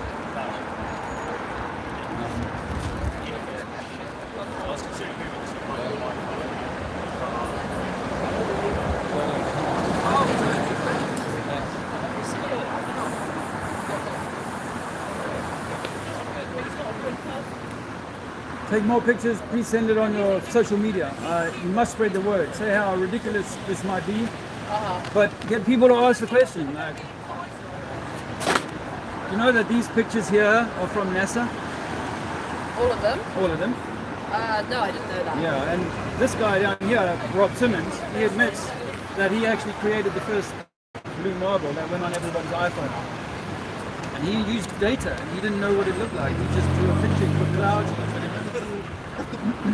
It's not that's not a real photograph of Earth. In fact, when they went to the moon, they only took one photograph from Earthrise, and then that was proved to be like a early Photoshop thing. Okay. So do you think they actually went to the moon? They could not go to the moon. We can't actually go. I don't think we can take a plane above 70,000 feet. That's the highest we can get. The rocket might get a little higher than that, but we can't get out of this place. We ask people how high is the edge of the atmosphere. You can't get a clear answer. Some say 100 kilometers, 100 miles, and then all of a sudden we somehow magically go into a vacuum of space without any fixed barrier between our atmosphere, which is under pressure, no atmosphere, no atmosphere. So we don't think that the whole Isn't scientific that why model, it's like not a fixed boundary though? Because there's, like you said, like it's not like a clear atmosphere, no atmosphere. So that's why we can't determine a boundary. Have you ever bought a can of deodorant where there was no can? Like the deodorant has to be in the can and that can has to be contained. Yeah. And the moment you break the seal on the can, it's forcing itself to try and equalize the pressure from high to low. So we can't, in our world, we can't just say, oh, because of gravity, because a pencil falls on the floor, it's going to, do the job of being the can and holding everything in. It doesn't make sense. And of course, a helium balloon is rising. And at what point does gravity, if it can't hold it on the floor, what point does gravity reach up and grab hold of it? Say no further. I see your point. The gases will continue rising. And the moment I break the seal, if there's a canister and I break it, there's immediate equalization of pressure. So we must be, thermodynamics demands containment if you're going to have a pressure system. Yeah. I have a flyer you can take. Yeah, I will, thank you. I think we're electromagnetic beings, and I'll just take one, thank you.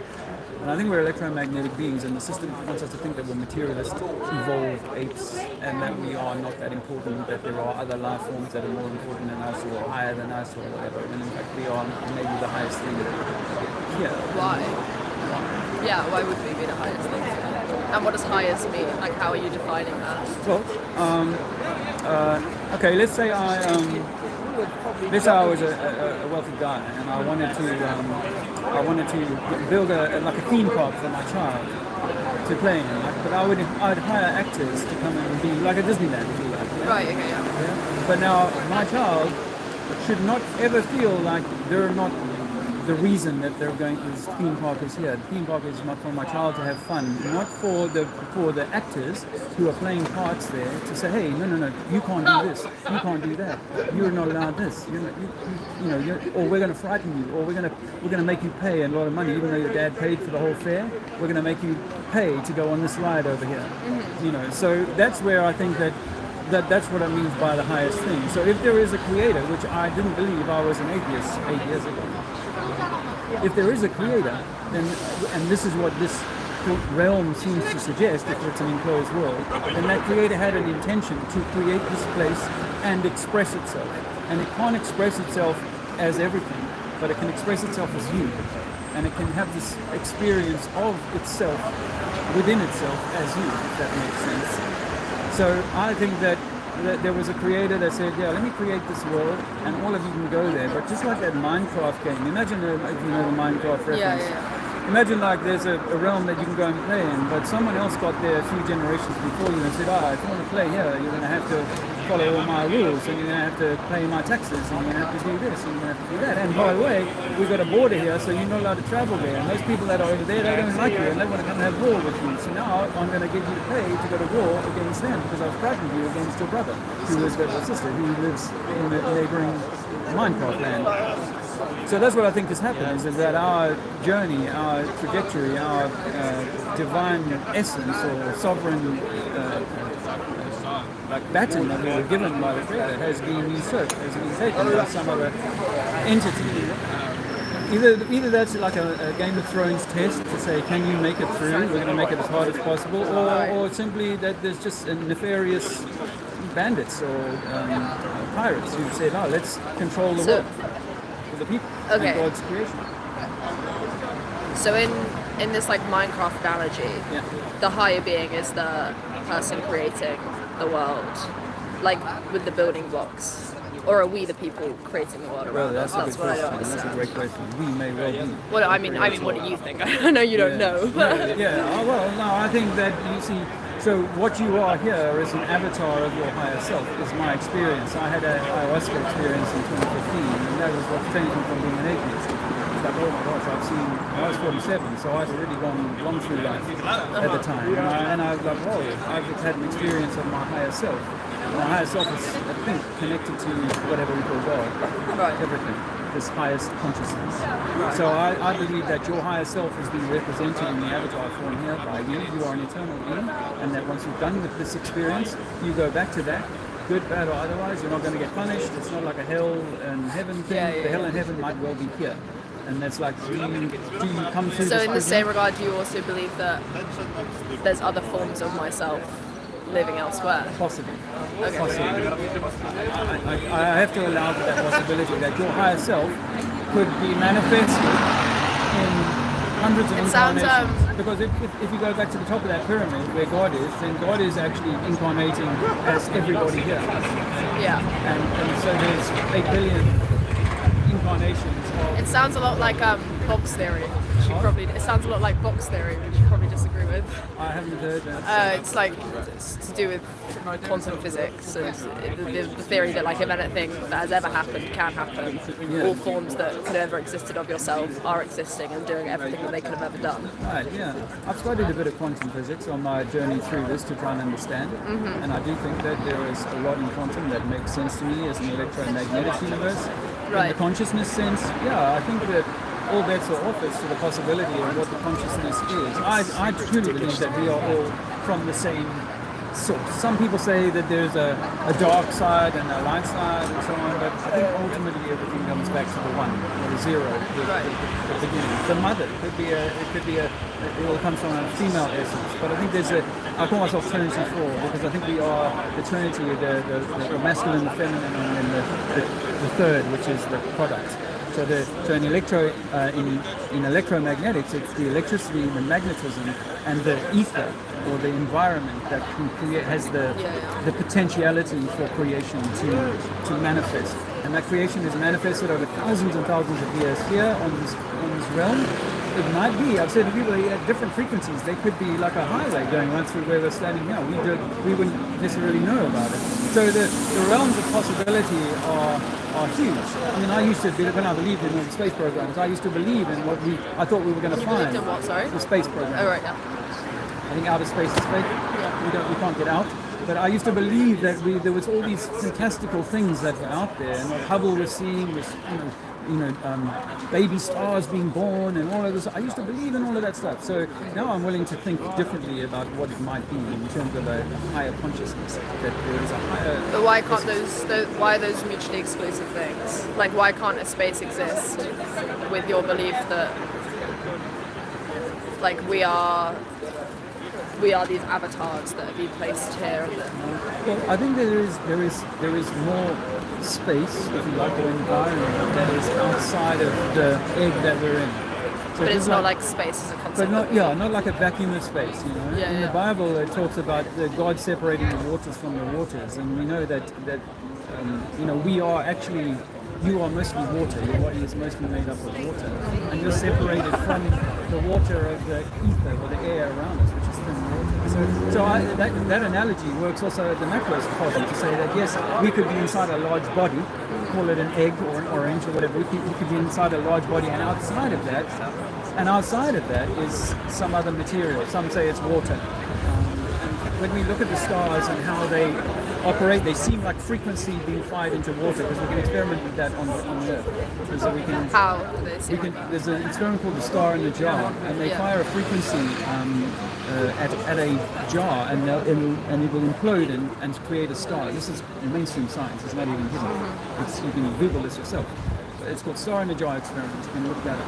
And you fire a frequency into that, and it'll bring out a star. And then when you study cymatics, you'll realize that if you can change that frequency, you'll change the picture that's created, like the speed at which a thing is moving, or how it rotates. So when we look at Mars and Mercury and Venus and these things, we notice that that's also what they're doing. Is they're in a sort of repeating cycle of frequency, vibration, and change. And that's all I think that we're seeing is possibly frequency in the water that's above us. I don't know, but I only can know what I can. So how is that water being separated from the air on Earth?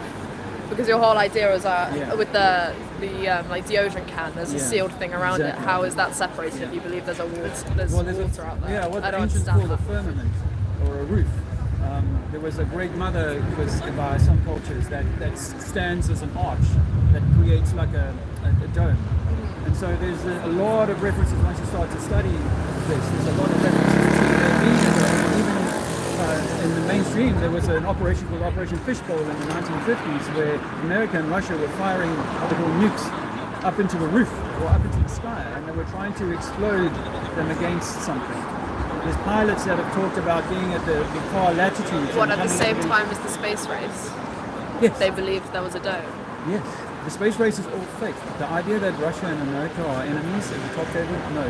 I went to war, by the way, in Angola in 1987, believing that Russia, the communists, were going to overrun us, the capitalists. And I was on the sort of American side, if you like. And I went to war as a 19-year-old boy in national service. And I believed all of that stuff. And now I have to say, unfortunately, after I wrote my book, I got given information that really changed my view of. I knew that the government were lying to the people of South Africa, because they were saying, listen, we cannot be seen. We're not allowed to be in the country. The CIA that are on the ground are not allowed to be seen. They're not allowed to be known about. The Russians that were helping on the other side, it was all clandestine. So I knew that as a kid, that what the people get told is not exactly what's going on in reality. So it's very possible. So it's very possible for things to be conspiratorial, controlled through segmentation, through even in the space program. Someone who works in the space program or in the satellite program could be diligently working at their stuff. And the same as people who go through the university system, diligently working at their stuff, but they don't realize that once they hand over their device to go into space, it's handled by NASA, and NASA can then produce the result that you're looking for by doing something either ground-based or balloon-based, because they're the biggest users of helium in the world. And they float a lot of balloons in the sky. And these balloons, we've seen videos of them carrying 5-ton satellites into the sky. Right. And we've seen them crashing in the ground as well, falling to the ground, and with balloons tethered to the back of them. So we know that these things are possible. It's possible to trick people if you've got enough technology and you know enough.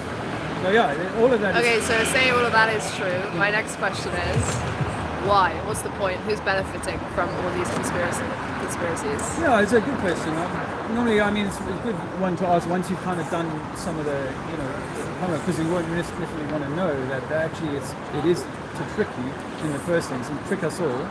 But it might be because they're hiding more land. It might be because you are the source. You are God expressing Himself here. And either they don't want you to know that because they're bad, or either they don't want you to know that because that's the agreement that this realm has, is that we have to go through a test not knowing. Because if you knew that this was a test, perhaps you wouldn't perform honestly. You wouldn't. Like The Good Place. Have you seen The Good Place? No. That's like the premise of the TV show. All right. Well, it was nice to talk to you, man. Have a good day. All the best. Hi, Sam. You got a name card on. I know. You're wearing your badge. Any questions, folks? What's in the bottom of it? We don't know. We don't know. But just because that bag would fall to the floor doesn't mean that we can walk on the underside of the ball, or that rivers would form and run up the side of the globe.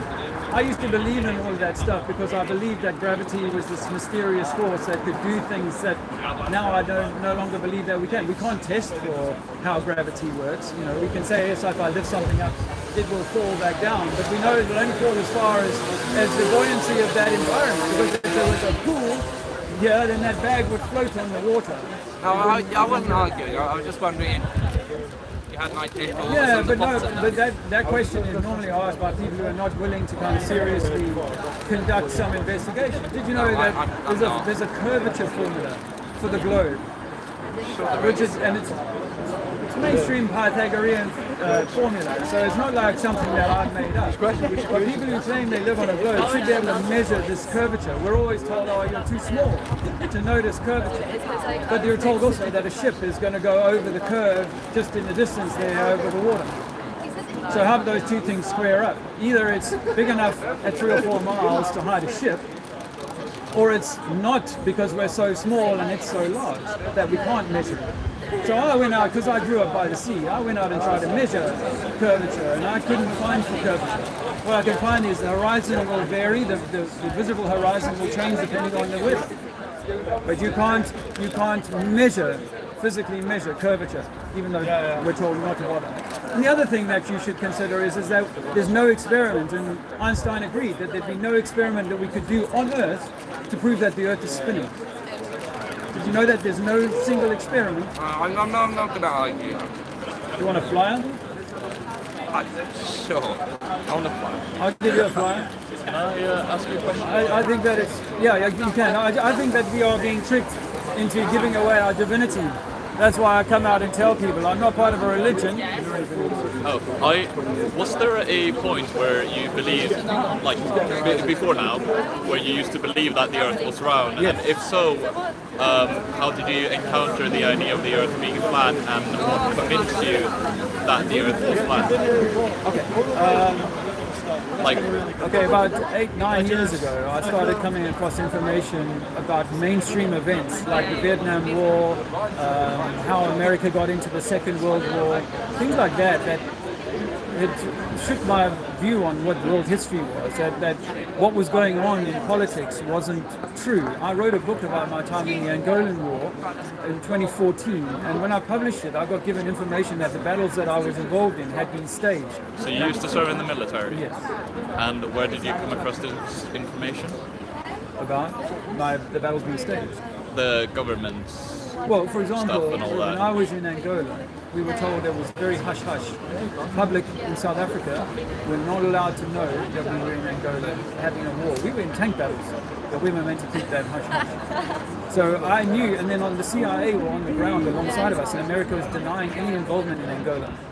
Okay. So I saw it firsthand, 19, that what we're told in the press isn't what we're necessarily what's going on. Right? It's possible for the press to be controlled. And there's an American operation called Mockingbird, in which the CIA set about infiltrating all elements of the media, and that would include social media today, by the way, that they are involved in controlling media and controlling what people know. Operation Mockingbird, you can look that up. So I started coming across this, and then the Gulf of Tonkin affair, which was how America got into the Vietnam War. It's like, turns out that the Americans later admitted that they attacked themselves, blamed the Viet Cong, got Americans to go to war with Vietnam. Tony Blair told us that Saddam Hussein had weapons of mass destruction in the early 2000s. We went to war in Iraq, and we had to later admit that that was a lie.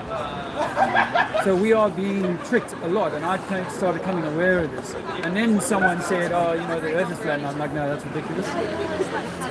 But then I got given this formula, which is the Pythagorean formula for curvature, and when you apply that formula for curvature, which is 8 inches per mile squared, that's what the globe people tell us it is, you find that there isn't that curvature to be measured.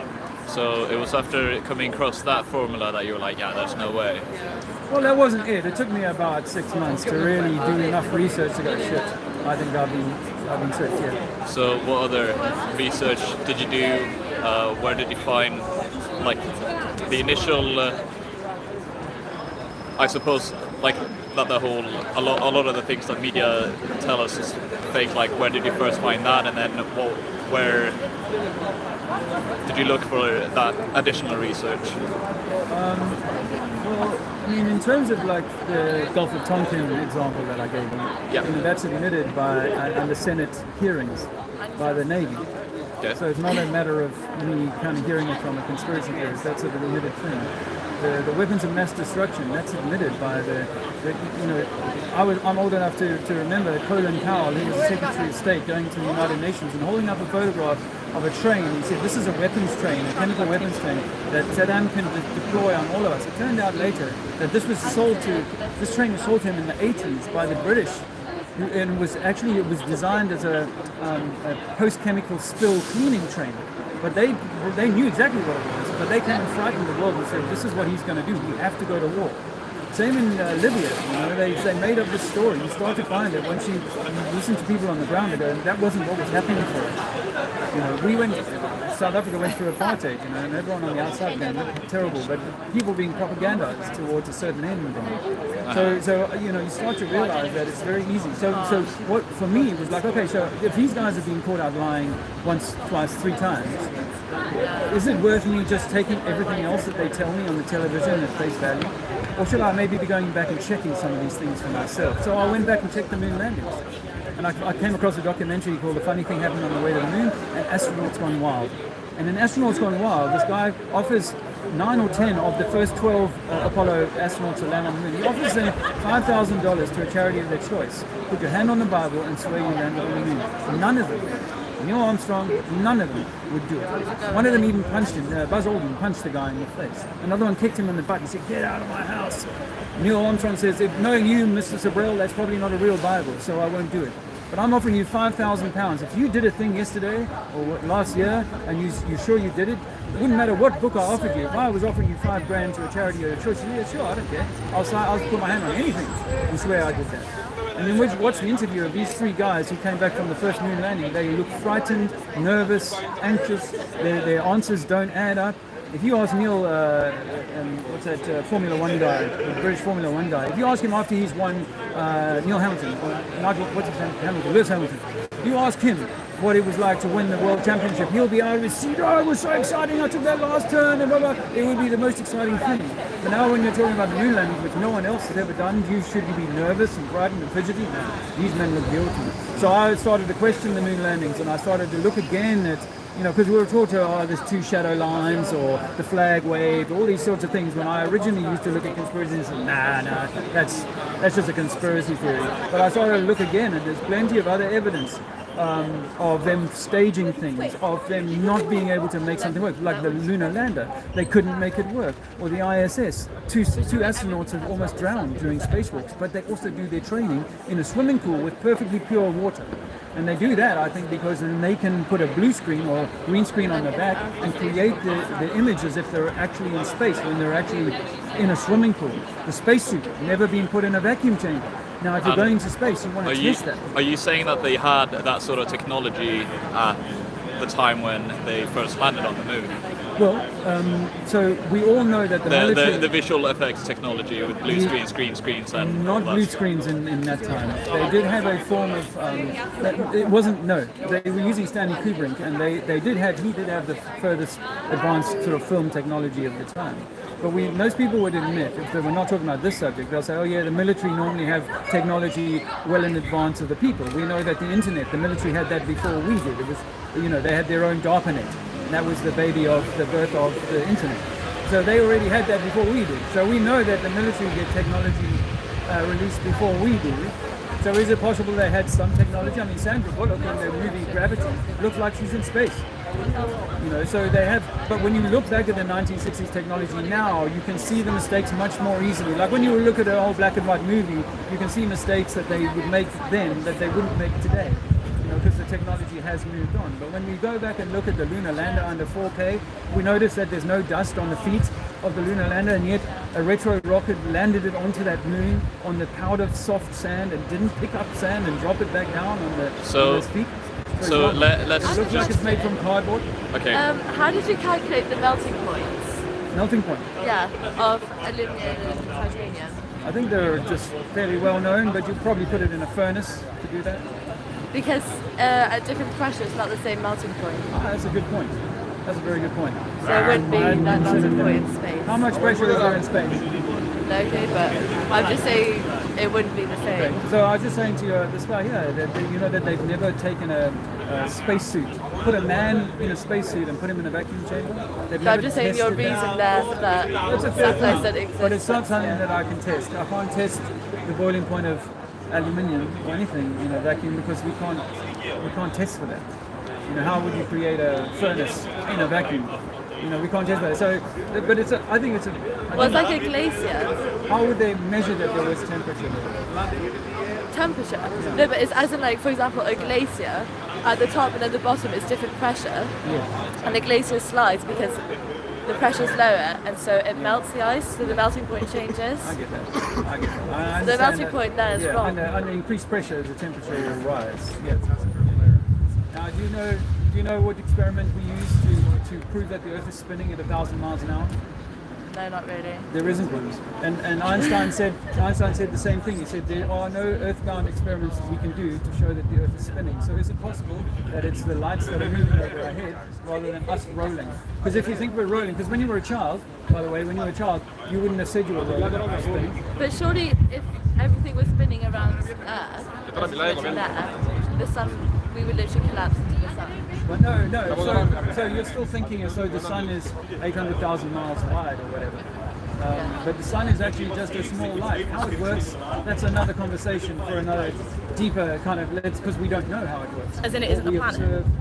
No, it's a point of light. Yeah, it's a point of light. And each person observes the sun differently. I'll give you an example. You can think about the next time you see the moon, for example, on a cloudy night. Look at how the moon illuminates the sky just above you, and maybe a little bit away from you for a mile around the moon. Ask your friend, if you look down into the distance, I've been looking at this for a few years now, but look down into the distance, you'll notice that the cloud bank is dark.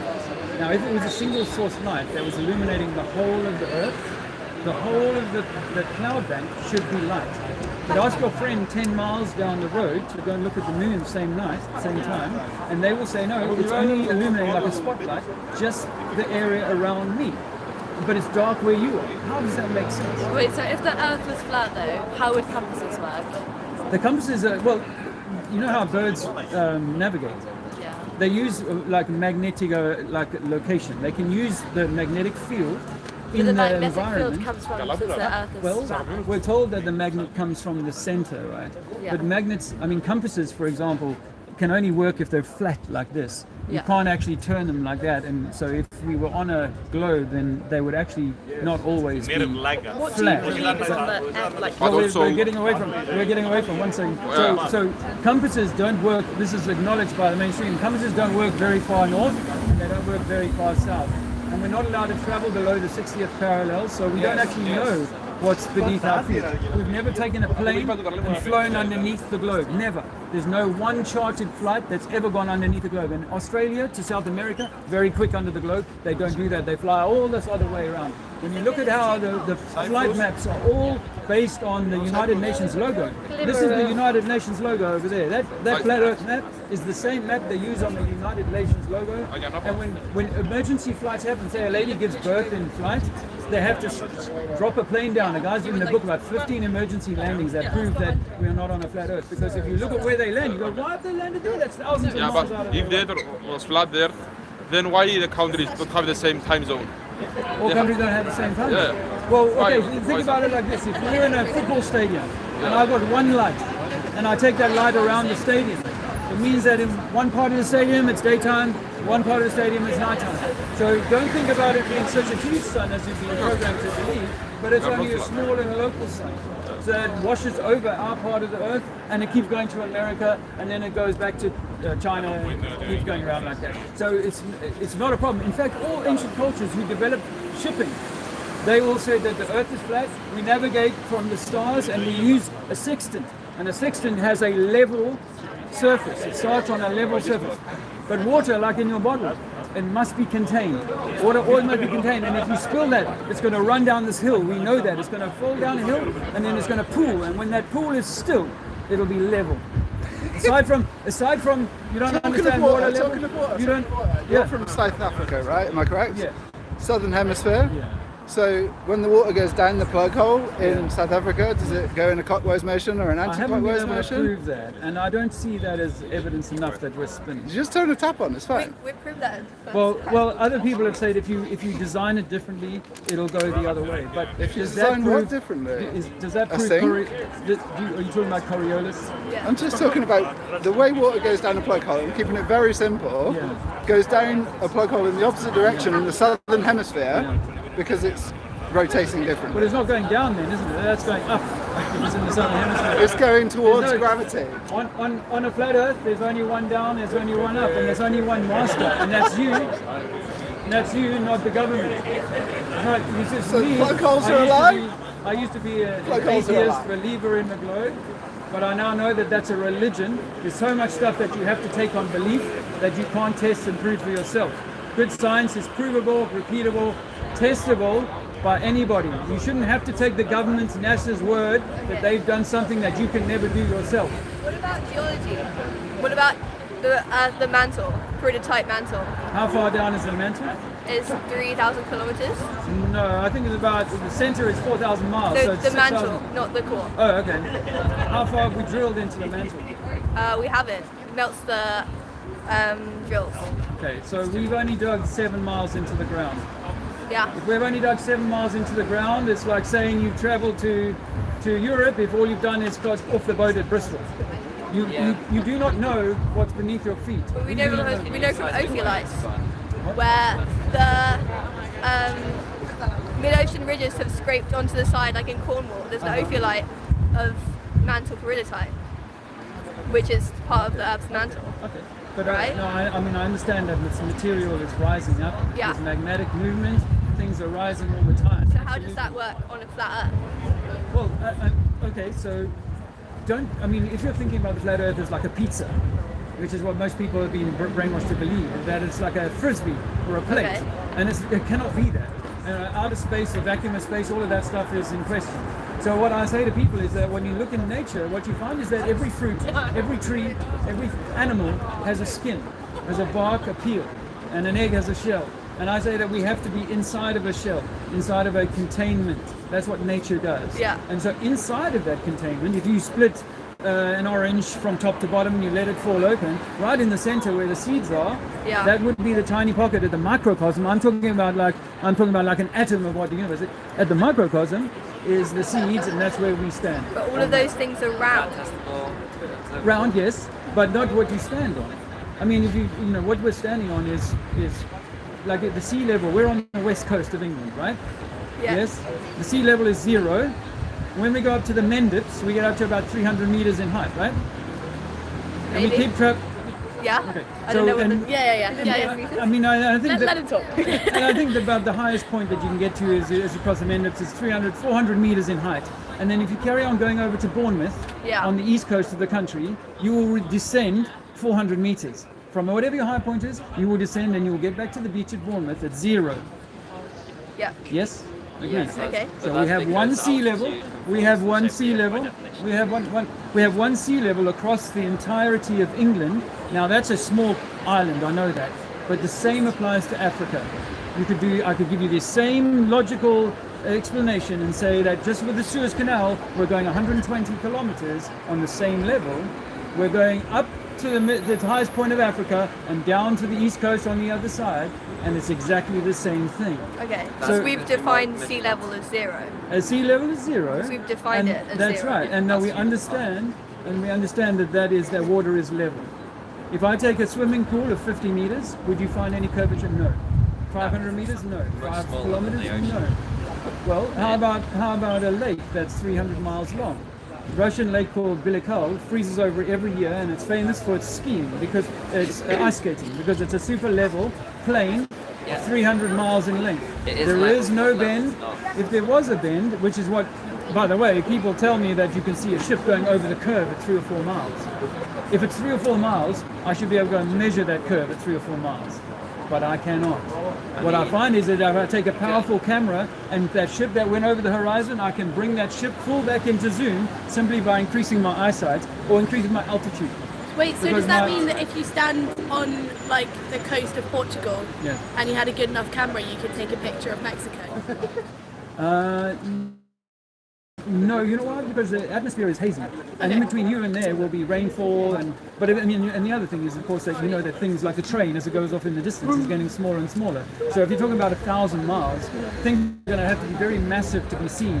But there's a guy called Jay Tolan on YouTube who took an infrared camera in a plane, and he was able to film all the way down from California into Baja, Mexico, and those land masses can be seen from his thing. So he was cutting through all the layers of atmosphere using. But how high up was he? About 40,000. Because like the higher up you are, like even if the world is a sphere, you can still see like further round because you're higher up. Well, no, the curvature should, the ball should continue to be bending down, and that should be observable. And the thing is that the formula for curvature begins at your feet. It should be 8 inches, according to the mainstream. I don't necessarily agree with this, but it should be 8 inches per mile squared. And so by 10 miles, it's 800 inches. And 800 inches is something that you should be able to measure.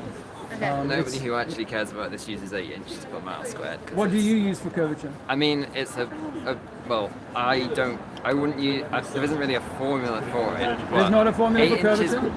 8 inches per mile squared describes a parabola, though, and the shape of the Earth is not. Yeah, that's why I don't really agree with it. I think that it would be 600. Yeah, I think it would be 600 meters for every 1,000. That's what I think. Because when you look at a sphere and you realize that a sphere is always bending, no matter where you are. Doesn't matter whether you're on the top, but relativity will have you believe that everybody is standing on the top of the globe, and that's impossible. You know, if we're on a globe, then some people have to be on the side, and then they have to be going up. I fly between South Africa and England quite often, and I know that I'm not changing my aspect by 90 degrees. That this was my up when I was in South Africa, and now this is my up now that I'm back in England. And I'm taking a spirit level on the the plane force to you're demonstrate feeling. that. No, you're not. But that's the force that's what you could actually like feel in your mind, as if you changed relative to the force of gravity, if it's that you're feeling like, and you're not changing you're not changing orientation with relation to the force that's being put on you, because as you move around the curve of the Earth, gravity's direction is also changing at the same time. So you wouldn't be expected to feel that. You wouldn't be expected to feel it. Yeah, but okay, I mean, this is you're sort of begging the question or assuming that I wouldn't be able to feel it. When I think that you should be able to measure it, and even if you can't, because over over an 11-hour flight. If you use a gyroscope. Yeah, exactly. The gyroscope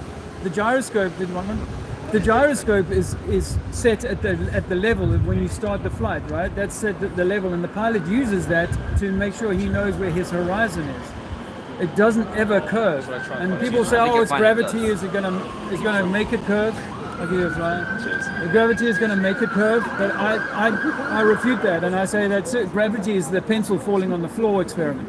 And that's not enough to say now it's going to do magical things that my senses will not be able to detect. And measurement that I've taken a spirit level on a plane, digital one, and it kept its nose up at 1.3, 1.5 degrees for the whole flight. Yeah, and then settles down. I've got pilot friends who have lost their jobs because they're talking about the flat Earth, because that's what they see. Well, that's unfair, but, assuming they're decent pilots. But international pilots. Still wrong. What happens at the edge? At the edge? Yeah. Well, remember, was I saying earlier about this being like an egg or an orange, the analogy of the orange? So it's a sphere. Still spherical, just not completely sphere. It's more of an egg shape. Yeah, oblate spheroid, but that we're inside of that, on a plane inside of that. So it is all encapsulated inside of a Truman Show dome. So but then you get with the dome. Yes, possibly. So if in the dome, it would still be circular, no? It could be circular, but in nature we see most things are technically circular. Well, I don't. we're not spherical. I don't make. Circular, but not Yeah, I don't make claims about things that I can't prove. I'm just offering you like theory. So wait, where is the edge?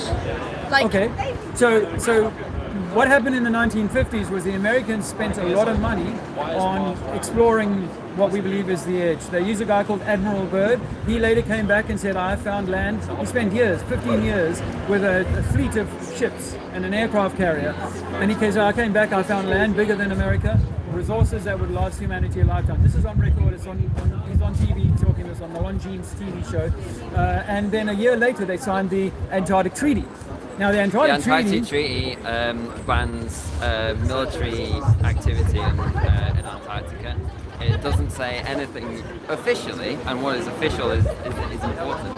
It doesn't say anything about like commerce or anything like that. Antarctic Treaty bans mining, exploration, other than for very controlled environments, which are all government controlled, by the way. So not also include science, which is what we're all here for. No? Yeah. But remember, the science can be corruptible. Science is corruptible. Because if you but then by that logic, so everything is corruptible. So then, by that logic, nothing would be true. If you think everything is corruptible, then any fact you could say, oh, but this is corrupt, therefore nothing is true. Flat Earth isn't true. Round Earth isn't true. Is boiling water hot? Who knows? Could be an illusion. Is it corrupt? Well, technically, hot is a relative. Is boiling water hot? Is fire hot? Can you, would you hurt yourself if you jumped off a 20-story building? Yes, these but things are true. Those things are true. But if you could say to me, Emily, you walk this way, you walk off the Earth, you will go splat into the universe. I'd be like, yeah, sure, because that's what you're saying. If I say, oh, I'll walk off that building, go splash on the floor, that's a given. But what you're saying is not. No, if you can test it, right? That's good science. Like repeatable tests. Which is what we've done for spherical Earth. There are people who are satellites that are constantly taking pictures of Earth, satellite imagery for Google Maps and stuff like that. So what if I was to offer to you that could be done by high-level drones or planes? Because when you take the Google image from the top of when you go into Google Earth, the first image is not a photograph, that is a CGI rendering. As you zoom in, all of a sudden, it doesn't have to be. It has to be for the purpose of Google Earth, because it's a program that's designed to allow you to zoom into any point on the Earth. It would be incredibly inefficient to base that off just a photograph of the Earth. If there are photos of Earth from space, why are there no photos of flat Earth? There's lots of people that have taken weather balloons up to 120,000 feet. But there's nothing from space photos of flat Earth. There's no flat. But space doesn't exist. How do you know space exists? We're saying that you can't get out. That the highest we can go is 150,000 feet. And other planets are hoax. They're lights. Why do people launch and what rockets about if space is fake? what's the sun then? What's the sun? It's a hoaxy. Yeah, but it costs millions of dollars or pounds or the sun is a light. whatever. Excuse me. Take a flyer, guys. Open your mind. What have you been lied to about everything? About who you are, where you are, the nature of this reality. What have I think we are the liars. I think it's the issue. It's not to make anybody a liar, but let me tell you, you're not Muslim, and I can promise you there's lots of Muslim men who would assure you that what they're doing is not lying, they're just telling you what they truly believe. Well, how do Muslims come into this? Why are you bringing because if I'm a science teacher of gravity, of relativity, I believe that with all my heart. I'm not lying about that. I truly believe that. I raise my older children to university level on exactly the same lies. Now I tell them that it's all belief, because I can't prove to them the things that I was saying. Relativity puts you on the top. Gravity will hold you to the ball. It'll hold this atmosphere whilst it's spinning at 1,000 miles an hour. It'll hold this atmosphere to the ground like it's not moving. Yeah. These things are all given out honestly by the people who believe them. Yeah, we give them out. We teach it. Are you? Yes. What are you teaching? Earth science. No way. Yeah. I choose a good place. Well, obviously I don't want to. I'm not here to annoy. But I am obviously offering you the idea that a lot of this. What's your experiment that we're spinning? What experiment would you cite? To show we're spinning? Yeah. It's just looking to papers. That's not my area of research, but it's been proven. No, but so where do you think magma comes from? Beneath our feet. But where? If it's just a disc? Well, no, you're assuming the disc. I've never said okay, so then there's magma, and then what below it? The mainstream propaganda is that we think that it's a frisbee flying in space.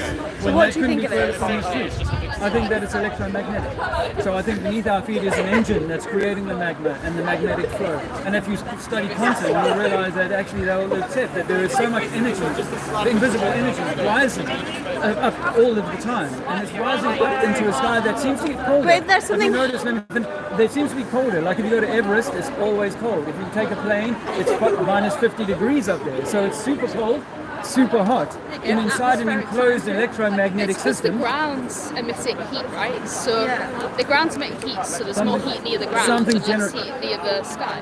So then- less heat, but hot air rises. It's So an then if interesting- there's this hot thing below us, it's got to have a cold crust somewhere. So what's below Yes. the hot thing? Yes. Well, I mean, I when you say it's got to, I don't because- know that it's got to, because we don't know. So it's just eternally hot. Is that what you're saying? No, it's going to be enclosed. I think that if I may offer you what my theory is like the ancients used to say. Ancient cultures always believed that we lived in some sort of enclosed dome. Enclosed, like an orange. I give you the analogy of the orange. That in nature, the fruit is always on the inside of the skin, and you'll know this from your studies. The fruit is always on the inside orange of the is skin. a sphere. Yes. Yeah. Yes, but the fruit is on the inside. So I say to find where we are, you have to cut the orange open. When you cut the orange open down the center and let it fall open, what you So find we're is fruit, seeds. is what you're saying. No, you're trying to be silly. I'm giving you an analogy in nature. I'm showing you how in nature it might replicate what we're saying. So yes, we see a sphere, but the fruit is not on the outside. The water, the seeds are not on the outside of the fruit. They have to be contained. Thermodynamics demands that if you have a pressure system, it must be contained. If I peel that fruit, it'll dry and die. If I open the can of Coke or whatever, it will immediately equalize with the surrounding environment. That's what we see. Now, did you know that they've never put a man in a spacesuit in a vacuum chamber?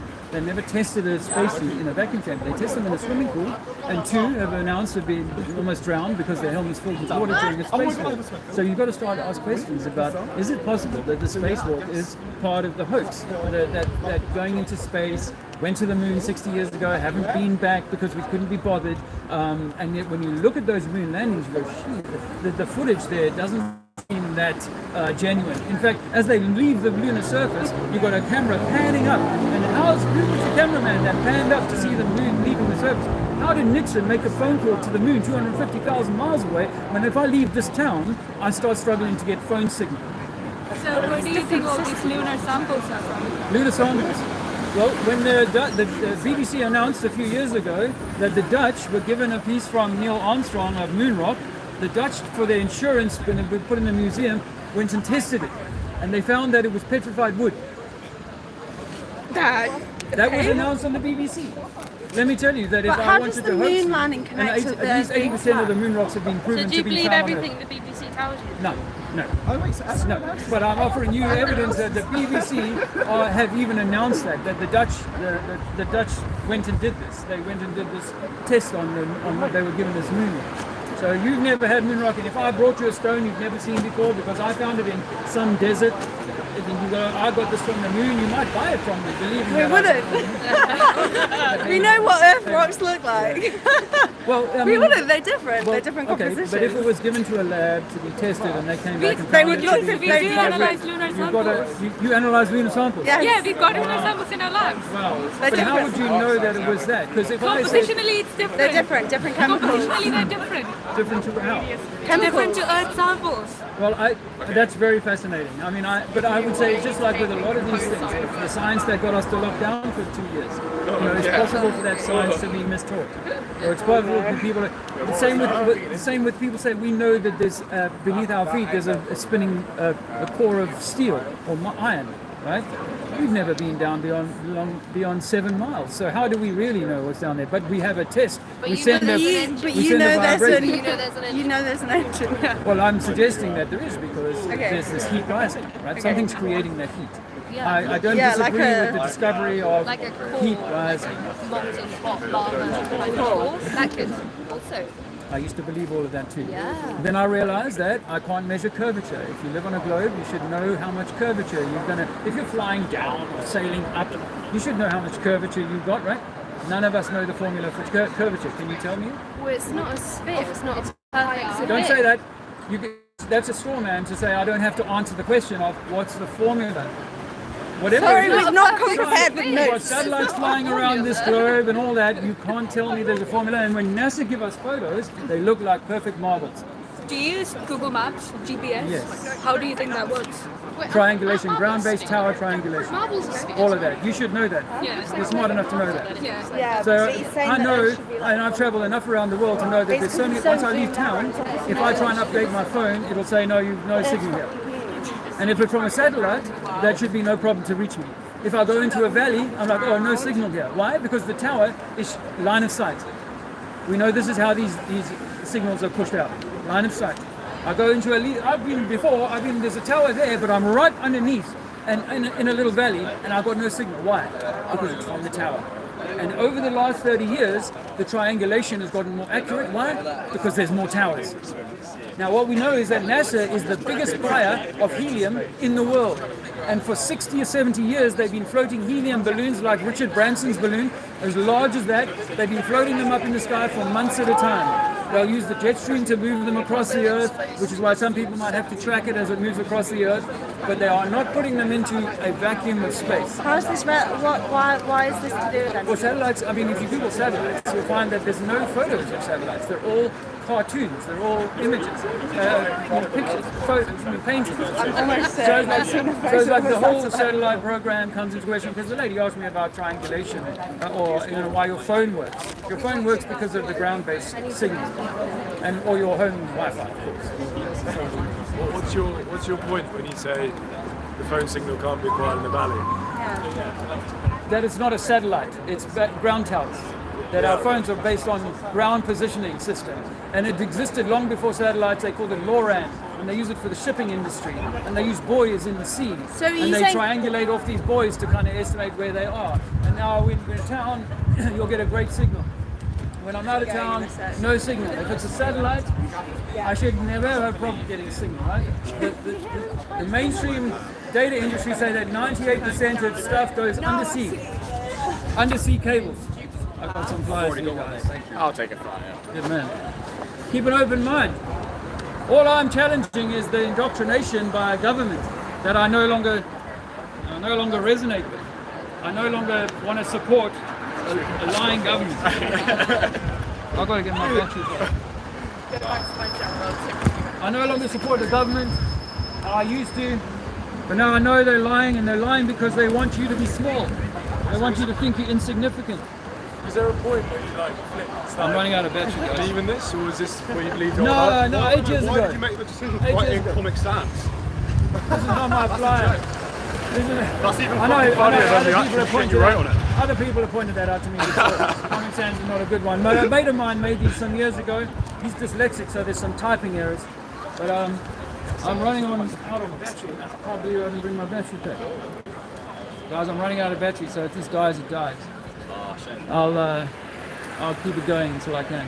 But anyway, I used to believe in outer space. I loved the shuttle program in the 80s growing up as a kid. I was like, this is incredible, you know. Now I see the shuttle was just a plane with stuff on it, and they launch it and land it and say we've just come from outer space, but we wouldn't know it.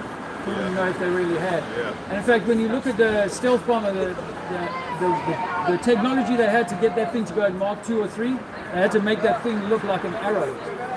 With the launcher, the space shuttle, it looked like an elephant, and there was no way you could get that thing to go at Mark 2. An elephant with like 3 tons of fuel inside it, right? Well, I mean, the 6 of the 7 astronauts who died in the Challenger accident, the Challenger blew up, right? 6 of 7 of them are still alive today, and they're all working in universities, and they've all been found, either that or they have twins, because they have the same name, look the same, just 40 years, 30 years old. Shit! You got twins? Well, no, I mean, it's a bit of a coincidence. Twins, right? Well, do you reckon what's more likely to be a coincidence? That we're being scammed, that they never went to the moon, that the ISS is done in the swimming pool.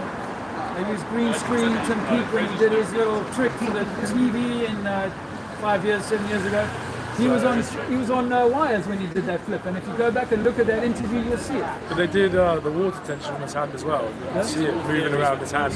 Yeah, you can see, and also bubbles. We see bubbles in space. The thing I reckon, hold on, what do you mean in space? Sorry? The bubble is in space. But there is no space, bro. Yeah, but no, when they're doing these spacewalks, guys pick up bubbles moving away from the helmet. It's like, okay, they are in the tank. 2 times they've nearly drowned. It was announced on the BBC a few years ago, a spaceman nearly drowned today on a spacewalk because of a failure in his helmet. That's because they have fluid in the suit. Yeah, that's what they tell us. Well, it's Now they true. have to- That's the design of it. Well, so they accidentally put it on the news, You even have though to- they're well, trying if to hide it. You know that they've never put a spaceman in a vacuum chamber on Earth in a spacesuit. They've never done that. Now, if you were going to go into the vacuum of space, wouldn't you want to test that? Wouldn't you want to show people, look, we can do this? You can even come on a trip and we'll show you how it's done. But they've never done that. They do have vacuum chambers. They do have vacuum chambers, but why don't they put a man to test it? If you're going into a vacuum, well, you're not going to want to test the suit. Make sure there's got no leaks. Because if there's a leak, you die. Yeah. Yeah? I mean, I'm sure they do. I mean, so was I. Yeah. Go and look for yourself, you'll find there's no evidence of it. Yeah. One time in the 50s or 60s they tried it, and the man got partial vacuum, his tongue started boiling, they stopped the test.